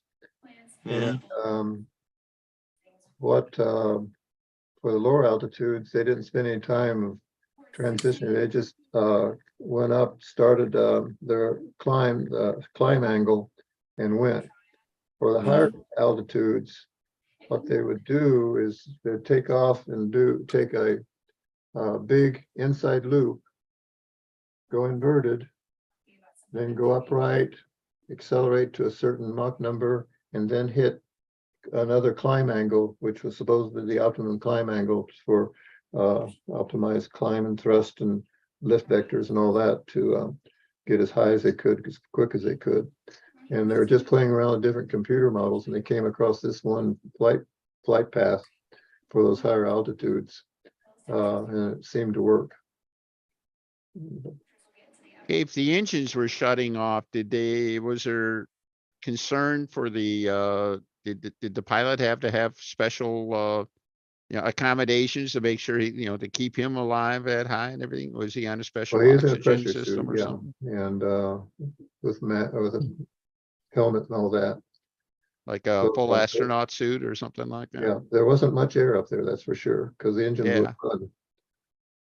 And they just did an air start on it coming back, and of course they could. Well, again, with the airplane fly dead stick or land dead stick, it's been done before, and F-15 you can do that. Oh, that's pretty awesome. But one time, well, I worked with the F-15 in the program office, one way or the other for almost 6 years. Mhm.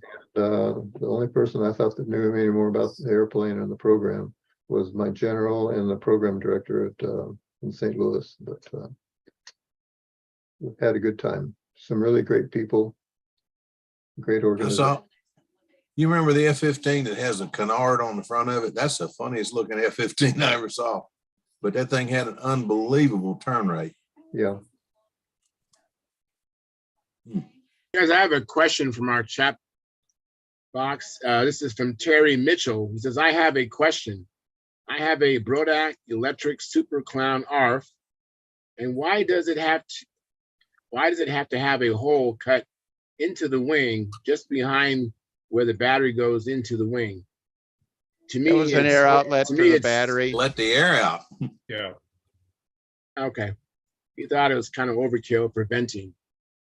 It may have been overkill. I think, that was the first electric control on airplane readily available. And they did a lot of things on it that we wouldn't do now. Like when I helped them bring out our Ringmaster later on, we had the battery, just right up front coming out of the fuselage and didn't mess with the wing structure or anything like that, and realized LiPo batteries actually like being a little warm. So I think I took it too far. Yeah, same here, Phil. yeah, moderation is still a good idea sometimes, but a little warm doesn't hurt anything. But I think actually, frankly, I think if you covered up that hole, I don't think it would make a big difference. So Meeting is now. I don't know if it came back as far as it will have the capacity that it should have, but that number one battery is on the charger now and it's at 420. So it looks like it's going to make it. But that was my question. Y'all were talking about how far to charge the batteries and not overcook them, taking them to 80%. What's 80%? You can charge them up to 80%. I don't know how you'd get there from here. I don't know. Well, you were talking about not taking it, not fully charging it, only charging it 80% or 90%. So you didn't overstress the batteries. So how do you charge yours? I just wait till the charger squawks at me and then I take it off. Yeah, well, that's it.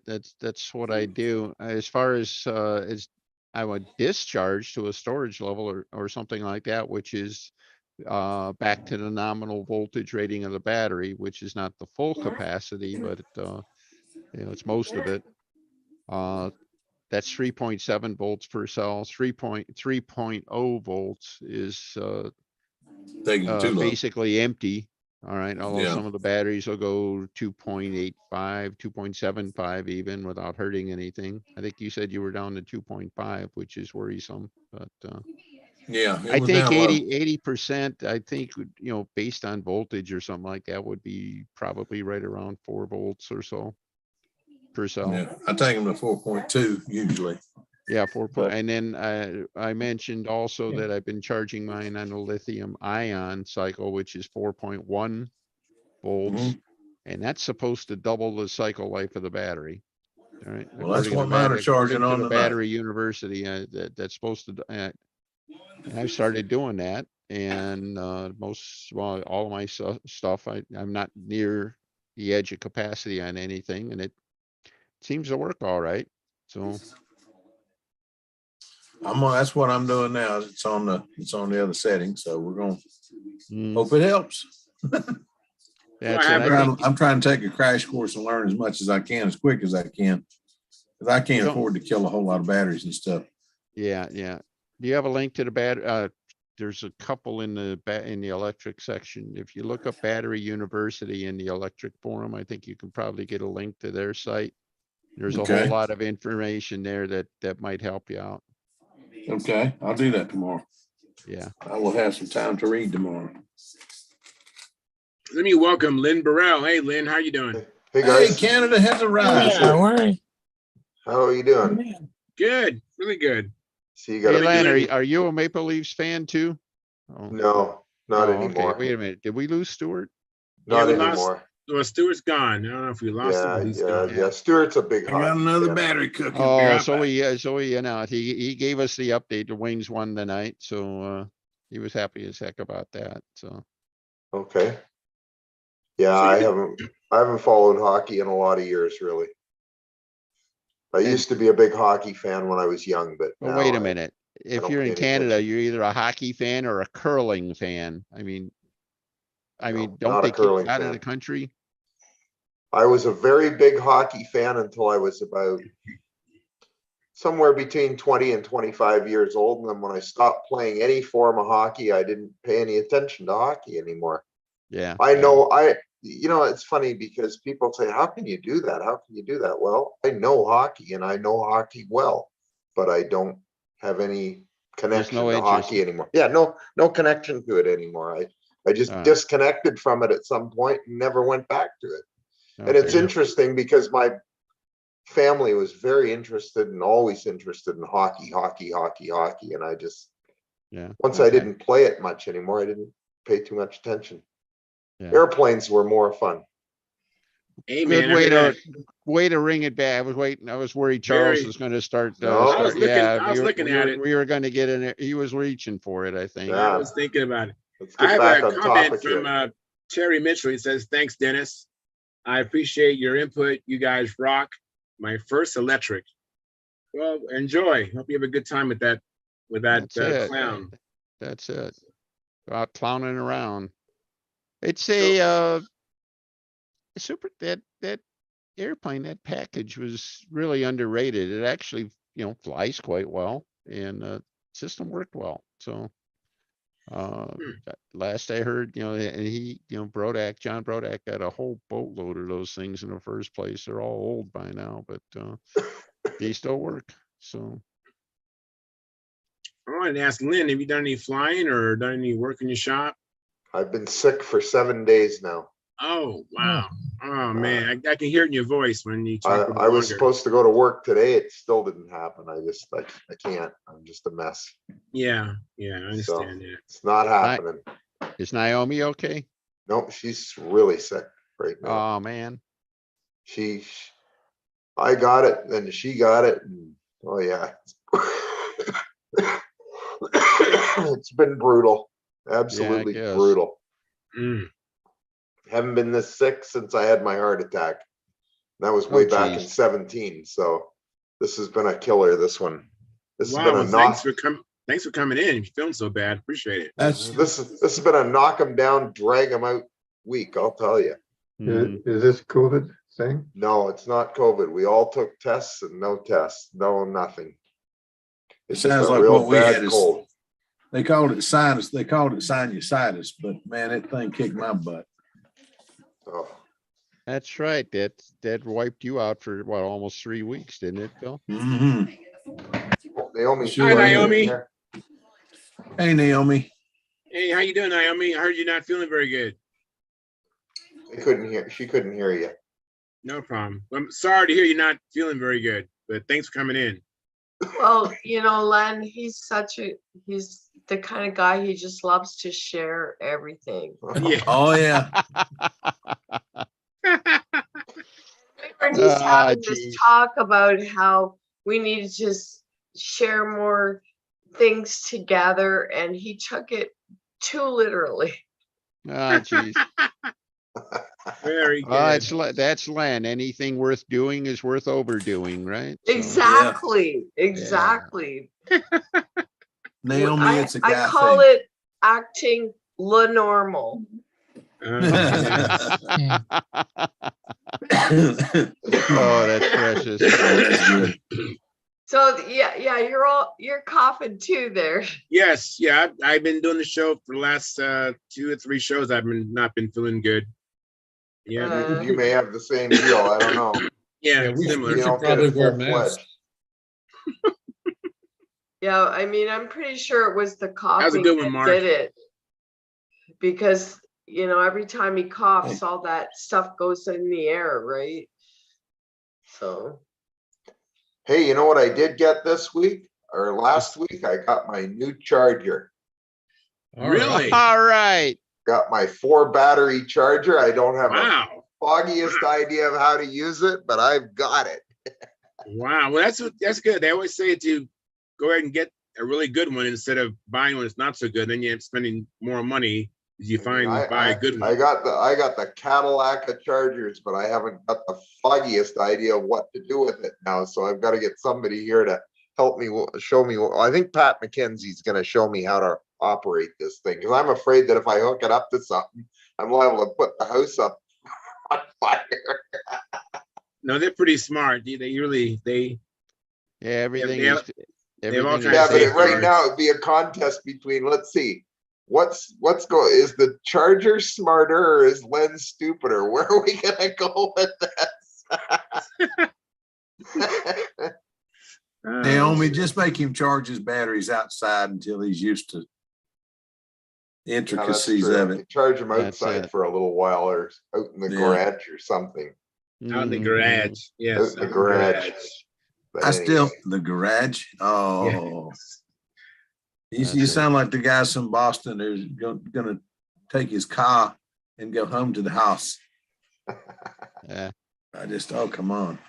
that's it. But anyway, so hopefully I can get healthier in the next few days and get back to my airplanes. I haven't done much of anything in over a week. I haven't looked at anything. I've been either. waiting for the better weather to finish putting the dope on my plane, because I found when I did the first, like the clear and the filler coats, I did in the basement with the window open and the fan turned on.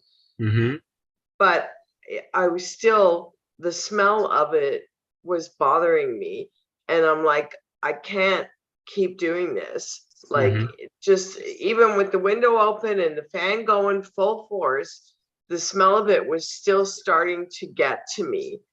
So Well. I'm like, okay, I gotta wait until the weather's good enough that I can at least open up the garage door and sit inside the garage where I got the air circulating, or sit in the backyard. That's what I used to do before, is I'd always do the doping in the backyard. So that way I had air circulating all around me. I didn't have to get the full smell of it, right?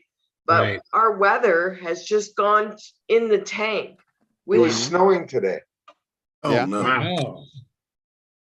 I was gonna ask you what your temperature was up there and how the weather was, but it sounds Yeah, like it's poop. That was crappy today. It was right We- around the freezing mark. We had two days, I think 2 or 3 days, where it was absolutely beautiful weather up here.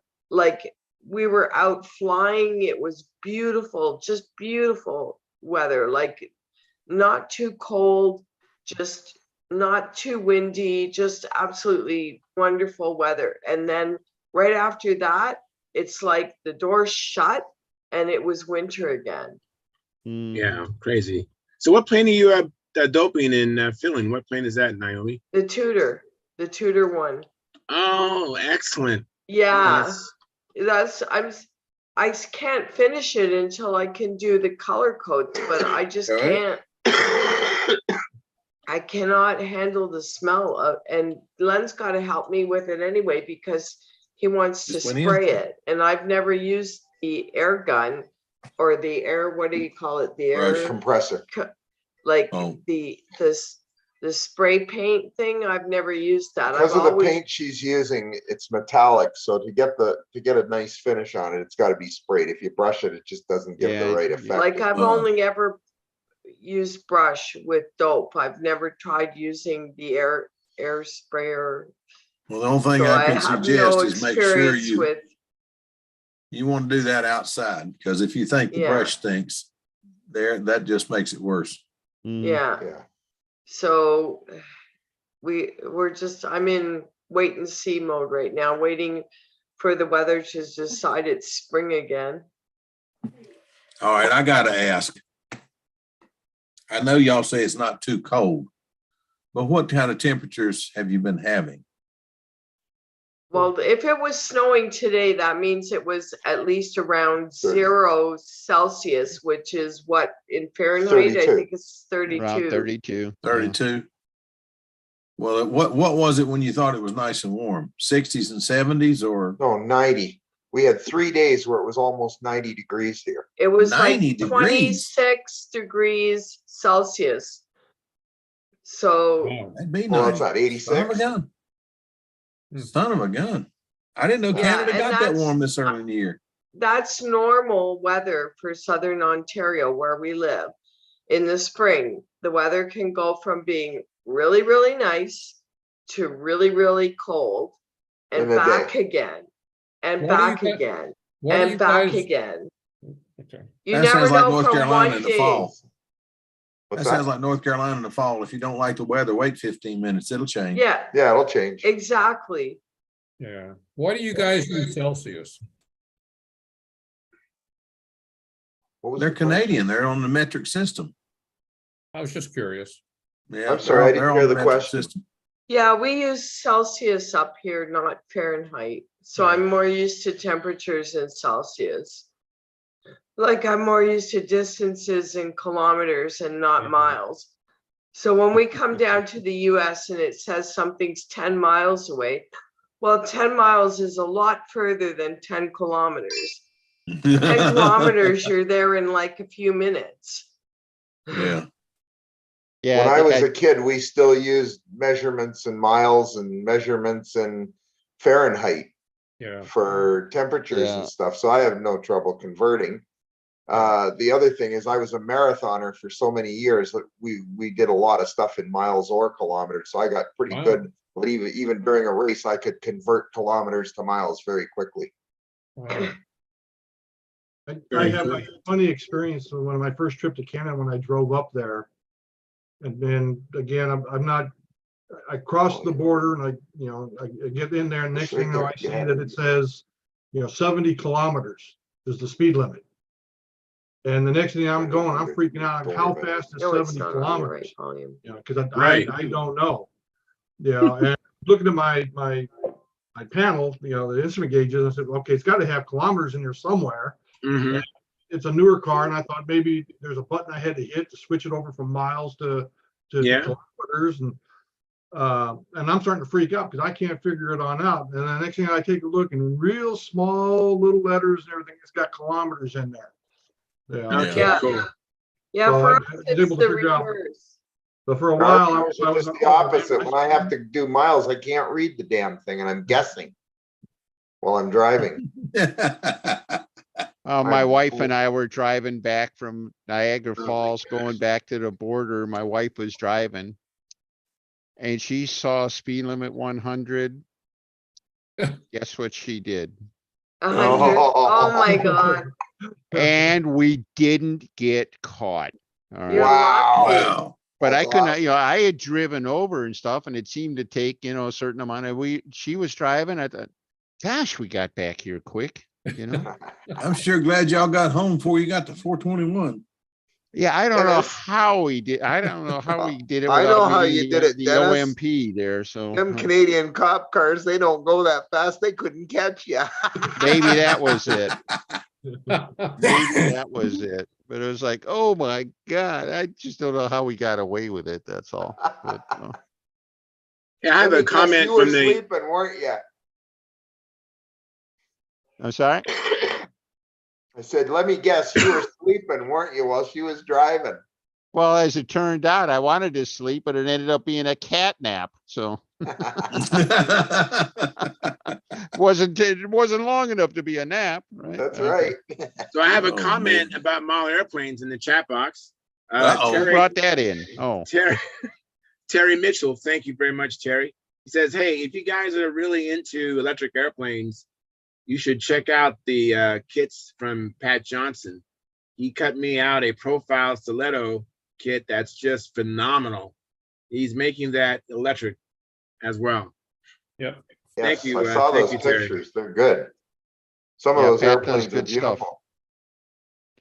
Yeah, the one that I'm Anything really Pat puts his intrigued hand is to. the one I want to get is that Twin Epiphany that he has Yeah. in electric. I still haven't seen a picture of that thing, but I'd like to. Yeah. I have to think. There's a picture posted, some pictures posted somewhere. I don't remember where though, but I'll see If if you I go, can. if you Naomi and go I were to, talking. if you go to my YouTube channel, I have a video of Anton Gephardt flying his twin Epiphany, but his is a glow, but it still looks the same. Sure. It's not a close up, because I was too lazy to get off the bench to get closer and get into the right position, but you can still see some of the plane. Well, I know one of his epiphanies, the single engine, Pat's single engine looks an awful lot like Tom Dixon's. Now I forgot the name of it. Anyway, it's very elliptical, but I don't have a clue what the twin looks like. But that sounds like something I'd be interested in. Might Yeah, it have was, to get in touch. He Might have to get really, in touch with him. yeah, it's a beautiful plane. I think so. Did you see the plane there, Dennis? Yes, I did. Yeah, I did see it because he was flying against me in profile. I believe it was a profile, wasn't it? Yeah, it's a profile. Yeah. I got to run. So. All right. Hey, thanks for coming in. Thank you very You much take for that care, demo. Hey, Dennis. Appreciate it. Take it easy, Dennis. We just have about another 16, 18 minutes anyhow. Naomi and You'll I were have to- talking today. We've decided that we're not going to take on very many more new airplanes. Because we All have so baloney. many We already. have so many airplanes and We're so running many out of room. that still need to be built. It's just there's no sense now in buying any more new airplanes. I know. It's Because unless- for every new airplane that comes in now, there would be one here that may not get built. Yeah. Right. So it's like it's just silliness. It's like the only way a new airplane comes in this house now is if something that's in this house has to go out of this house.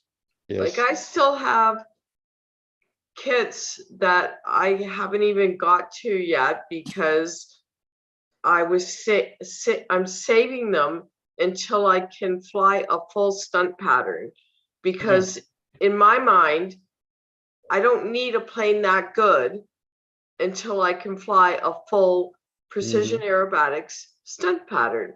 When I can fly a full precision aerobatics stunt pattern, whether it's pretty, ugly, or otherwise, then I need a plane that flies that good.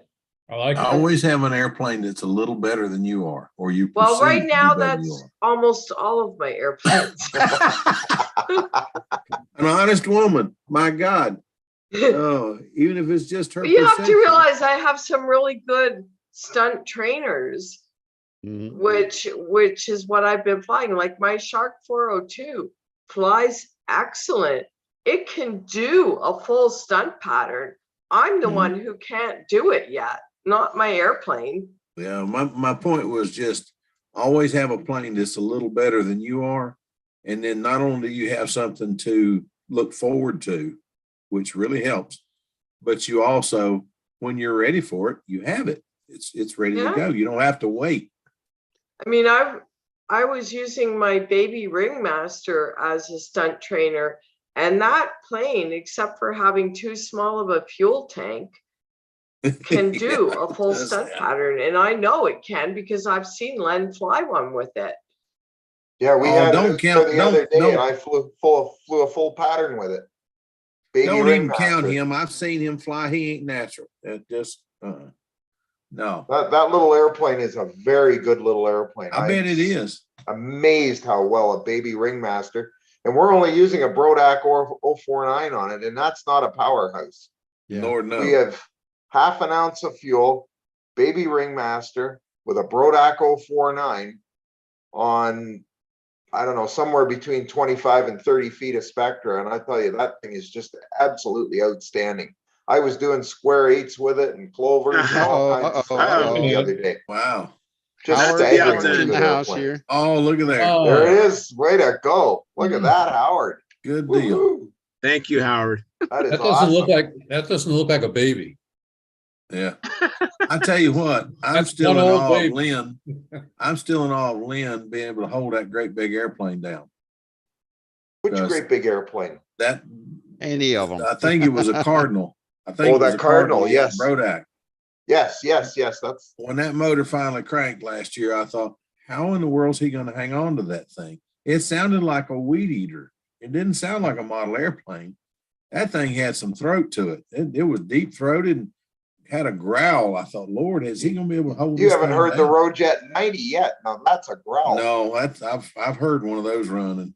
Are you waving goodbye, Dennis, or you have a question? Nah, I was just gonna try to politely worm my way into the conversation. I was gonna give Go ahead, Naomi, Dennis. I was gonna give Naomi some really, really bad advice. All right. Okay. And that Uh-oh. is, this is a hobby. We do this because we enjoy it. We enjoy the building, we enjoy the flying and everything like that.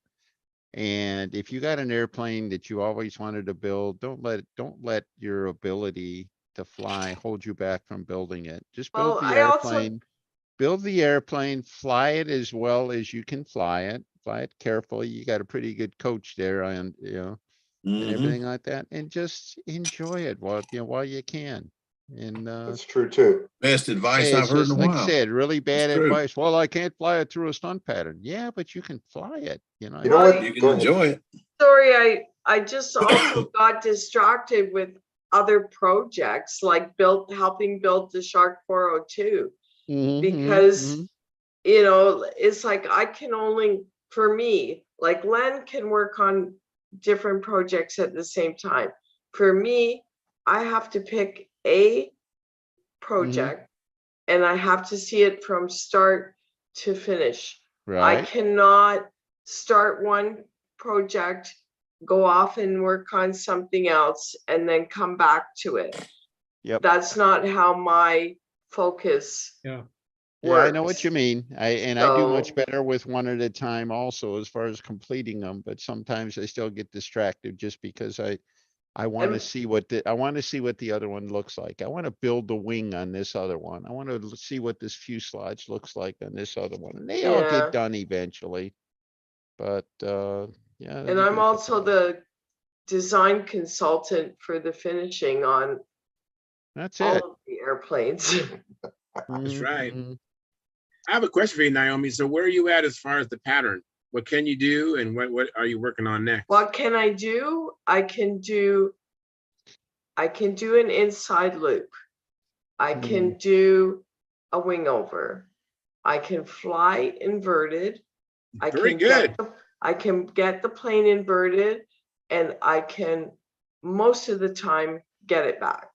Most of the time From inverted. from inverted. Yeah. I have done successful outside loops, like Mhm. Mhm. From upright or from inverted? From inverted. usually from inverted. Yeah. Okay. Okay. All right. And so what I have done it consecutive loops in the past, inside loops and outside loops, consecutive ones. What I am working on is being able to, first of all, finesse my maneuvers more. So when I do a loop, I want it to be the shape that it's supposed to be, with the top where it's supposed to be and the bottom where it's supposed to be. And I want it to be a very repeatable thing, that to build my own confidence, to know that I can put that plane exactly where I want it to be this time, next time, and the time after. When I was able to do consecutive loops before, I wasn't always able to keep them at the right height. So my loops tended to get like smaller. And also I was walking the circle. So I would do one loop and then I would move over and do another one, and they would get consecutively smaller. And if I didn't pull out properly, I would end up crashing. I don't like crashing. We know. Me neither. So this is why I changed actually my mindset to say, well, okay, instead of trying to concentrate on learning more different maneuvers, I want to learn each maneuver until I feel confident that I can do that maneuver deliberately, consciously, and with precision, and not just flail my way through it and hope that it ends up above the ground, because that's what I was doing before. I was rushing through the maneuvers because I was scared of crashing. I want to get over that fear of crashing by knowing that I actually understand the hand-eye, everything that's involved in doing that maneuver, and doing it very deliberately, understanding where to start the maneuver in the proper part of the circle, being able to figure out where the downwind actually is, where the upwind actually is, so that I'm doing it in a very, and you have to realize is that I only started learning to do this, to fly at all, Mhm. at age 51. Yeah, that's not easy. Okay. Yeah. So my reflexes and my actual ability to absorb all of this stuff Hmm. is not what it is when you learn to do it when you're a kid. Yeah, oh, absolutely. Absolutely, Naomi. Absolutely. That's the rub. And when we get at upper in age, it's hard if you didn't do it And as a those of kid. us that learned it very young cannot relate to what a beginner trying to learn it at 51 has Yes, to deal with, yes. because it's Right. like we think, oh, just do this, this, and this, and it'll work. Well, yeah, for us, because that's what we did because we were kids. It's like Right. learning how to ride a bike. Once you know, like I learned how to ride a bike when I was a kid. So even if I didn't ride a bike for the next 20 years, You still go do I it. could still get on a bike, and within a few minutes, I'd be able to be Right. fine. It would come back to me because you Right. don't lose that muscle memory of how to do it. I don't have that muscle memory. Right. I understand that. I mean, I appreciate you saying all this because we have people in our audience, and there are people that love this hobby, but they just sport fly and have a good time, and so it's good for you to share what you're sharing. Mhm, mhm. It's not easy. It's not easy. That's something I've never understood.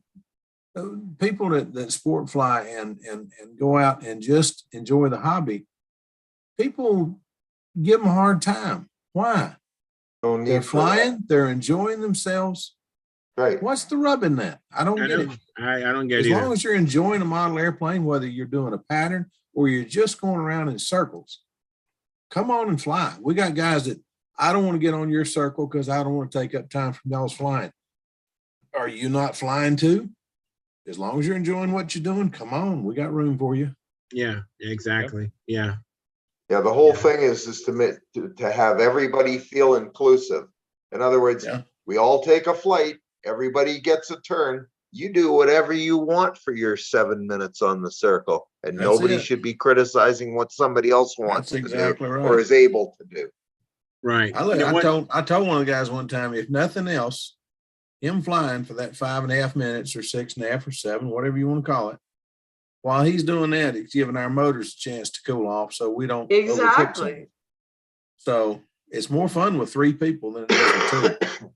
Yeah. Well, to me, it's also the social part of it is also enjoyable. Like you're out there with other people who also enjoy flying, and you get to talk to each other and hang out together, and you're all doing something that you enjoy.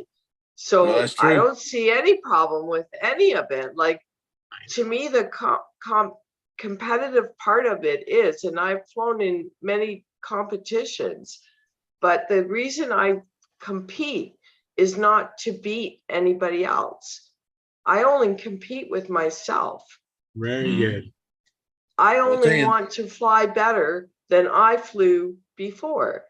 And going into a competition and flying in front of judges forces me to be very serious about it and to take it very seriously, and to say, okay, this is what I'm going to try to do, and let me see how well I can do it. Yeah. Yeah. Yeah. We've got a guy that flies with us that can't fly a pattern. But when you finish your pattern, he'll call you over the side and he'll say, I don't, I can't do it, but I'll tell you what let me tell you what I'm seeing. Your loop's got about 9 different sides to it. You're flying segments instead of a circle. He sees stuff that the rest, or maybe he'll just tell me stuff that the other guys won't tell me. So I go out there and just practice locking my wrist and just following it through. Yeah. And I land the plane. He says, so you got it that time. Okay. Even if he never flies a pattern, I'm tickled to see him come because he'll tell me what I'm doing wrong. Most definitely. Some of the guys Just won't because tell you because there's a lot of people out there who can judge a pattern but can't fly one. Yeah.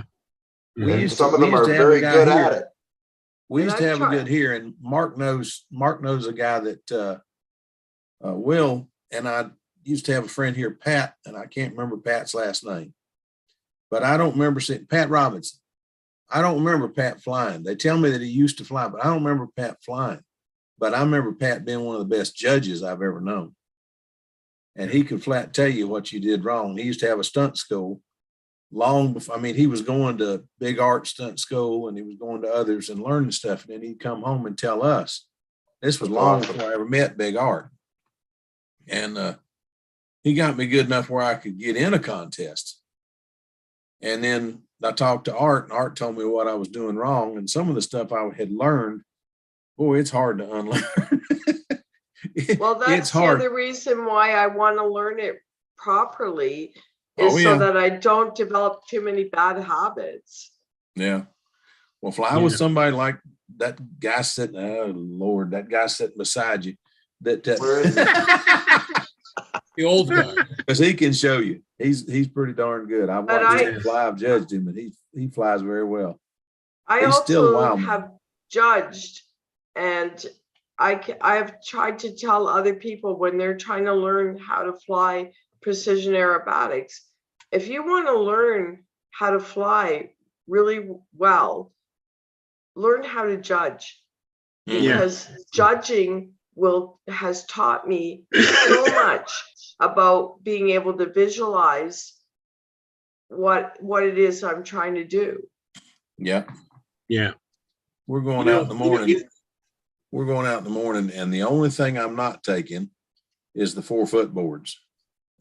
They got wet and got pretty well ruined, so I got to make some new ones. But we're taking all the cones and all the stuff and setting up for upwind, downwind, and the 245. Cool. So we can make our loops the right sizes for the 8s and all. And it's amazing if you haven't done that in a while and you just go out and fly. And I was thinking, well, I can't do the overheads, but I can do everything else and I can still have fun with it. You forget that you've still got to get those sizes right. And you go out and you put your cones out and you get it right downwind, right where it's supposed to be. You forget how small 45 degrees really is. Mm-hmm. So don't forget to take some practice cones or something and practice with those, because 45 degrees up is important, but 45 degrees is also important on the ground. Yeah. Gosh, another battery is finished. Be back in a minute. All right. One thing I wanted to say is that, learning different maneuvers, to me, the biggest challenge is the fear. Definitely. You have to overcome the fear. And how do you overcome that fear? You have to just do it. You just have to just get to the point where you just execute. Of course, it's going to be my first outside square probably was only like 6 by 8 feet. It was really small because I was just so scared. And it wasn't a square, it was a rectangle. But after I did that, then it got easier and easier. And then after a while, it doesn't scare you. And you have to constantly get up against that fear, that uncomfortableness, and face it. Now, one thing which I've heard a long time ago, that some of the best things that you will enjoy in our life are right beyond our fears. Kind of like the sweetest fruit is on the furthest branch, and we have to stretch, and you have to motivate yourself to overcome that fear. One thing I've learned is that fear does not get better. It just gets worse. It gets worse. It goes opposite what you think. You think if I'll get it, but it turns, at first time you feel the fear, it might look menacing, but then if you don't deal with it, next time it's a 600-pound gorilla. So anyways, If you don't challenge yourself, you'll never get any better. yeah. You just got to go face your through it. fears. You got to just, and it's uncomfortable for everybody. Yeah, there's a lot of people that have the same thing. You're right. And I thought that once I overcame the outside square, because that was the one for me, I couldn't understand getting the plane to go straight down toward the deck and pull out. And then I thought, once I conquered that, then it's like everything else should be okay. But no, then I was scared of triangles. Then I was scared of hourglass, the hourglass, and overhead. That's always been my nemesis. Yeah, darn so hourglass. It's not going to go away until you finish the whole pattern, and even then, you might be scared of being low, the bottoms. You got to deal with that fear. And then you get a better airplane and get even more scared because now you're going to break a good airplane. Yeah. Yeah, but the other thing is also true. Better airplanes fly better and they're easier That's to true. fly stunts They're more with, likely to survive. That's true. And the consequences of a crash are that much worse, but the likelihood of the crash could actually be reduced. Yeah, like I really like the idea of flying the Shark 402 because that's a terrific airplane. It is a really, really good flying Get airplane. comfortable flying that. I think you'll be you'll have a lot better chance learning to fly that well than say the Baby Ringmaster, which will do the stuff like Len told you. But remember, I watched Len fly a stunt pattern with a junkyard warrior airplane. Yes, I was there. Yeah, and I forgot about that one right now. Yeah, and he did all the tricks my that joke is constitute a that stunt Len could pattern. fly a brick on a rope and That's still it. make it And do a stunt pattern. He's already done that. I can guarantee he worked harder flying that junkyard war airplane than he ever worked flying the Most Cardinal. definitely. Yeah, you're right. Hey, Len, I gave you 2 on appearance on that airplane. Yeah, that's about what Jack Sheeks gave me too. It wasn't pretty, but it did fly. It did.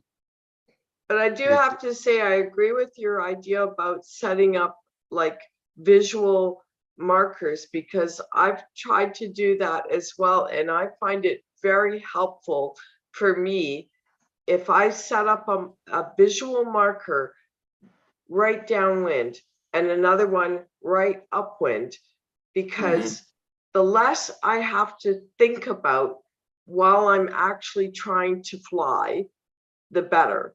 Because I'm already trying to think about too many different things and trying to remember, oh yeah, that upwind's that way, downwind's that way. This is where I start this is where I start that. It allows, if I don't have to think about it too much and I just know, okay, when I see that cone, that's where I start my wing over. When I see that cone, that's where I start my inside loop. It just gives me that little bit of, I don't know, just help to not have to be distracted, trying to remember which part of the circle do I start this on, which part of this, and of course it doesn't help if the wind is shifting back and forth. Oh no, that don't help anybody. The other thing is too, which I know Len has told me, if you're not sure where to do your maneuvers, watch the other people and see where they do most of their maneuvers. That's probably going to be pretty close to where you're going to want to do yours. Yeah.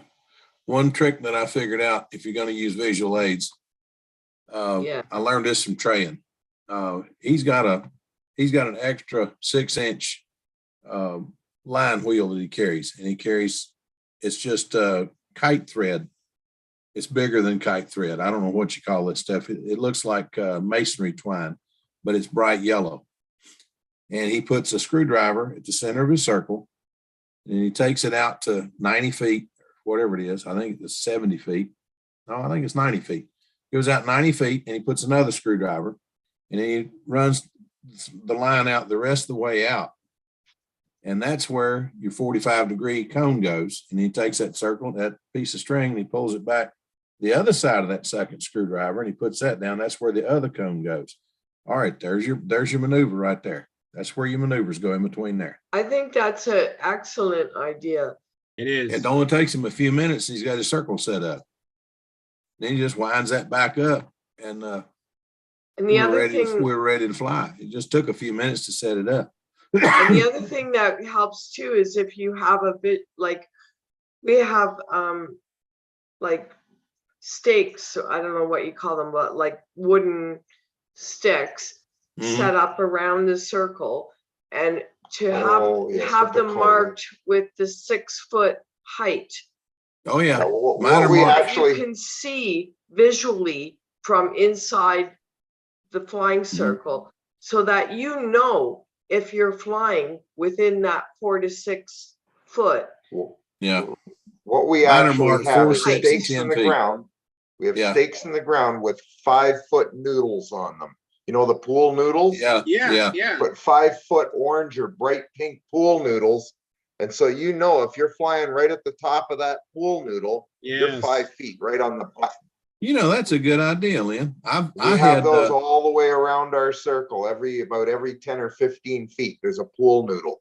So you know if your level flight is where it's supposed to be, because you should be cutting right about at the top of that pool noodle every time around. I hadn't thought about that. And it also is really helpful to tell whether your plane's hunting or not in level flight. Because sometimes you think you're flying level, and guys will say, "Oh, I thought my level flying's pretty good." No, it's not. You're up, you're down, you're up, you're down. You're all over the map. You got to get that thing trimmed out. Yeah. You know, carrying your handle around in the house and doing the pattern would be good too. I do that. It does help. You do that? It does help. And you had that one with the laser that Lynn showed us about a year ago. Yeah, that works really good for her. She practices that. Oh, very good. Yeah, I don't have a laser. I just I've been doing very good. So she has a laser. So it has a little red dot or blue dot on the wall. So you can actually see her shape as she's doing it. That's pretty good. That is. That's pretty good. Yeah, I don't Lynn have showed that. that. I have not done that, but I will now. Yeah. Very And good, the other Naomi. thing is, we also, I lost it. Where did it go? Close peg. There's a close peg that goes on the laser, so it keeps it staying on. We added this, which is a streamer, like you would use on a combat plane. Right. I don't remember. What's that for? So that I could learn how to whip it. Oh yeah, so you can learn how to whip the plane after it stops. Oh, interesting. Wow. Because if this streamer shows you like what the plane is actually sort of doing. That's an it's interesting not exactly the same as flying outside in the wind, but it helped me sort of. Interesting. Lynn, you got some good ideas. Is that we try every trick in the book at home. Well, I'll tell you one you can try at the field. I got a little bottle. It's a 2-ounce bottle, and I put baby powder in it. Okay. I used to watch Bear. Bear was the first guy that I really watched because he had ideas I couldn't figure out. He'd fly with a pipe all the time. Right. He'd light up right before he went out there, and he would blow the smoke and watch where the wind was blowing. That was his barometer. Well, I don't smoke, so I got this thing, and when I think it's downwind, I'll pinch it a little bit, let a little puff of that white powder go out, and watch which way it goes. Okay. Just be sure you don't do it upwind, because baby powder in your face is not a good deal. But anyway, I've done it. I can speak from experience. It ain't good. What we do have is a very large windsock, which is set up at the best part of our circle to tell you what the actual wind direction is for our circle, because we have a lot of trees that are only on one side of the circle. And so they can sometimes cause this turbulence where you think downwind is one way, but it's actually not. What you're feeling is the turbulence of the wind because of the trees. Right. And I'll tell you the Right. fallacy of that. I don't have it anymore. I had a 25-foot measuring stick, and I had a small windsock at the top, and I had a small windsock 5 foot down. 5 foot down, there was another one. It was just streamers for the lower two. Mm-hmm. I have seen that thing where I've got a picture of it where the top of it's blowing that away, Mm-hmm. the middle of it's blowing this away, and the bottom of it was blowing this away. Hobby Park. I've also been at Hobby Park when Hobby Park's got trees on 3 sides of you. You're kind of it's a like in a nightmare. donut. Yeah, It's a but nightmare. it's a cement. It's a asphalt circle. Oh, So a storm came up midsummer, and Tommy and I are running for the car, trying to get the planes in the cars. I grabbed my camera because the mist that, you know, how the mist forms right after a storm or during a storm. It looked for the world like a donut all the way around that circle. It looked wow. like a big donut that went all the way around that circle, formed about 4 foot high and went up to about 15 feet. And it just looked Wow. like a mist donut all the way around that circle. Huh. And that was the craziest thing. And I said, okay, that explains the crazy wind at Hobby Park. It really is doing all the crazy things we said. As you it's Yeah, thought. doing. for sure. Yes. But But there's you some know, days. There's as some Tom days, like Dixon- you say, when it's like that, you can't fly. oh, we fly anyway. Oh my That's when you really want to fly. Because I guarantee you, I always thought I crashed a lot of airplanes learning. Tom Looper will tell you I'm the stubbornest son of a gun he ever met. Because I kept flying as many planes as I tore up. But if you learn to fly at Hobby Park or at a place like that, and you'll get confidence, you find a place to fly like that, go ahead and learn to fly there. Because when you go somewhere else like Atlanta, or you go someplace like wherever, the Nationals, you go to Nationals and there's no trees around, but they still got funny air currents. But those funny air currents don't bother you near as bad as they would if you flew. See, I learned to fly at Miller Park. We went out in the middle of Miller Park and flew. There's 20 acres out there and you're in the middle of it flying. No, the wind don't bother you at all. But you come to Hobby Park, okay, that's a different story. Wind drive you crazy till you get used to it. Now you get used to that and you go someplace and there's a little wind coming from a weird direction. Oh, the heck with it. That's nothing. I've seen it take my whole airplane and throw it up where I saw the entire top of the airplane. When it does or one the of these, entire you can bottom read of it.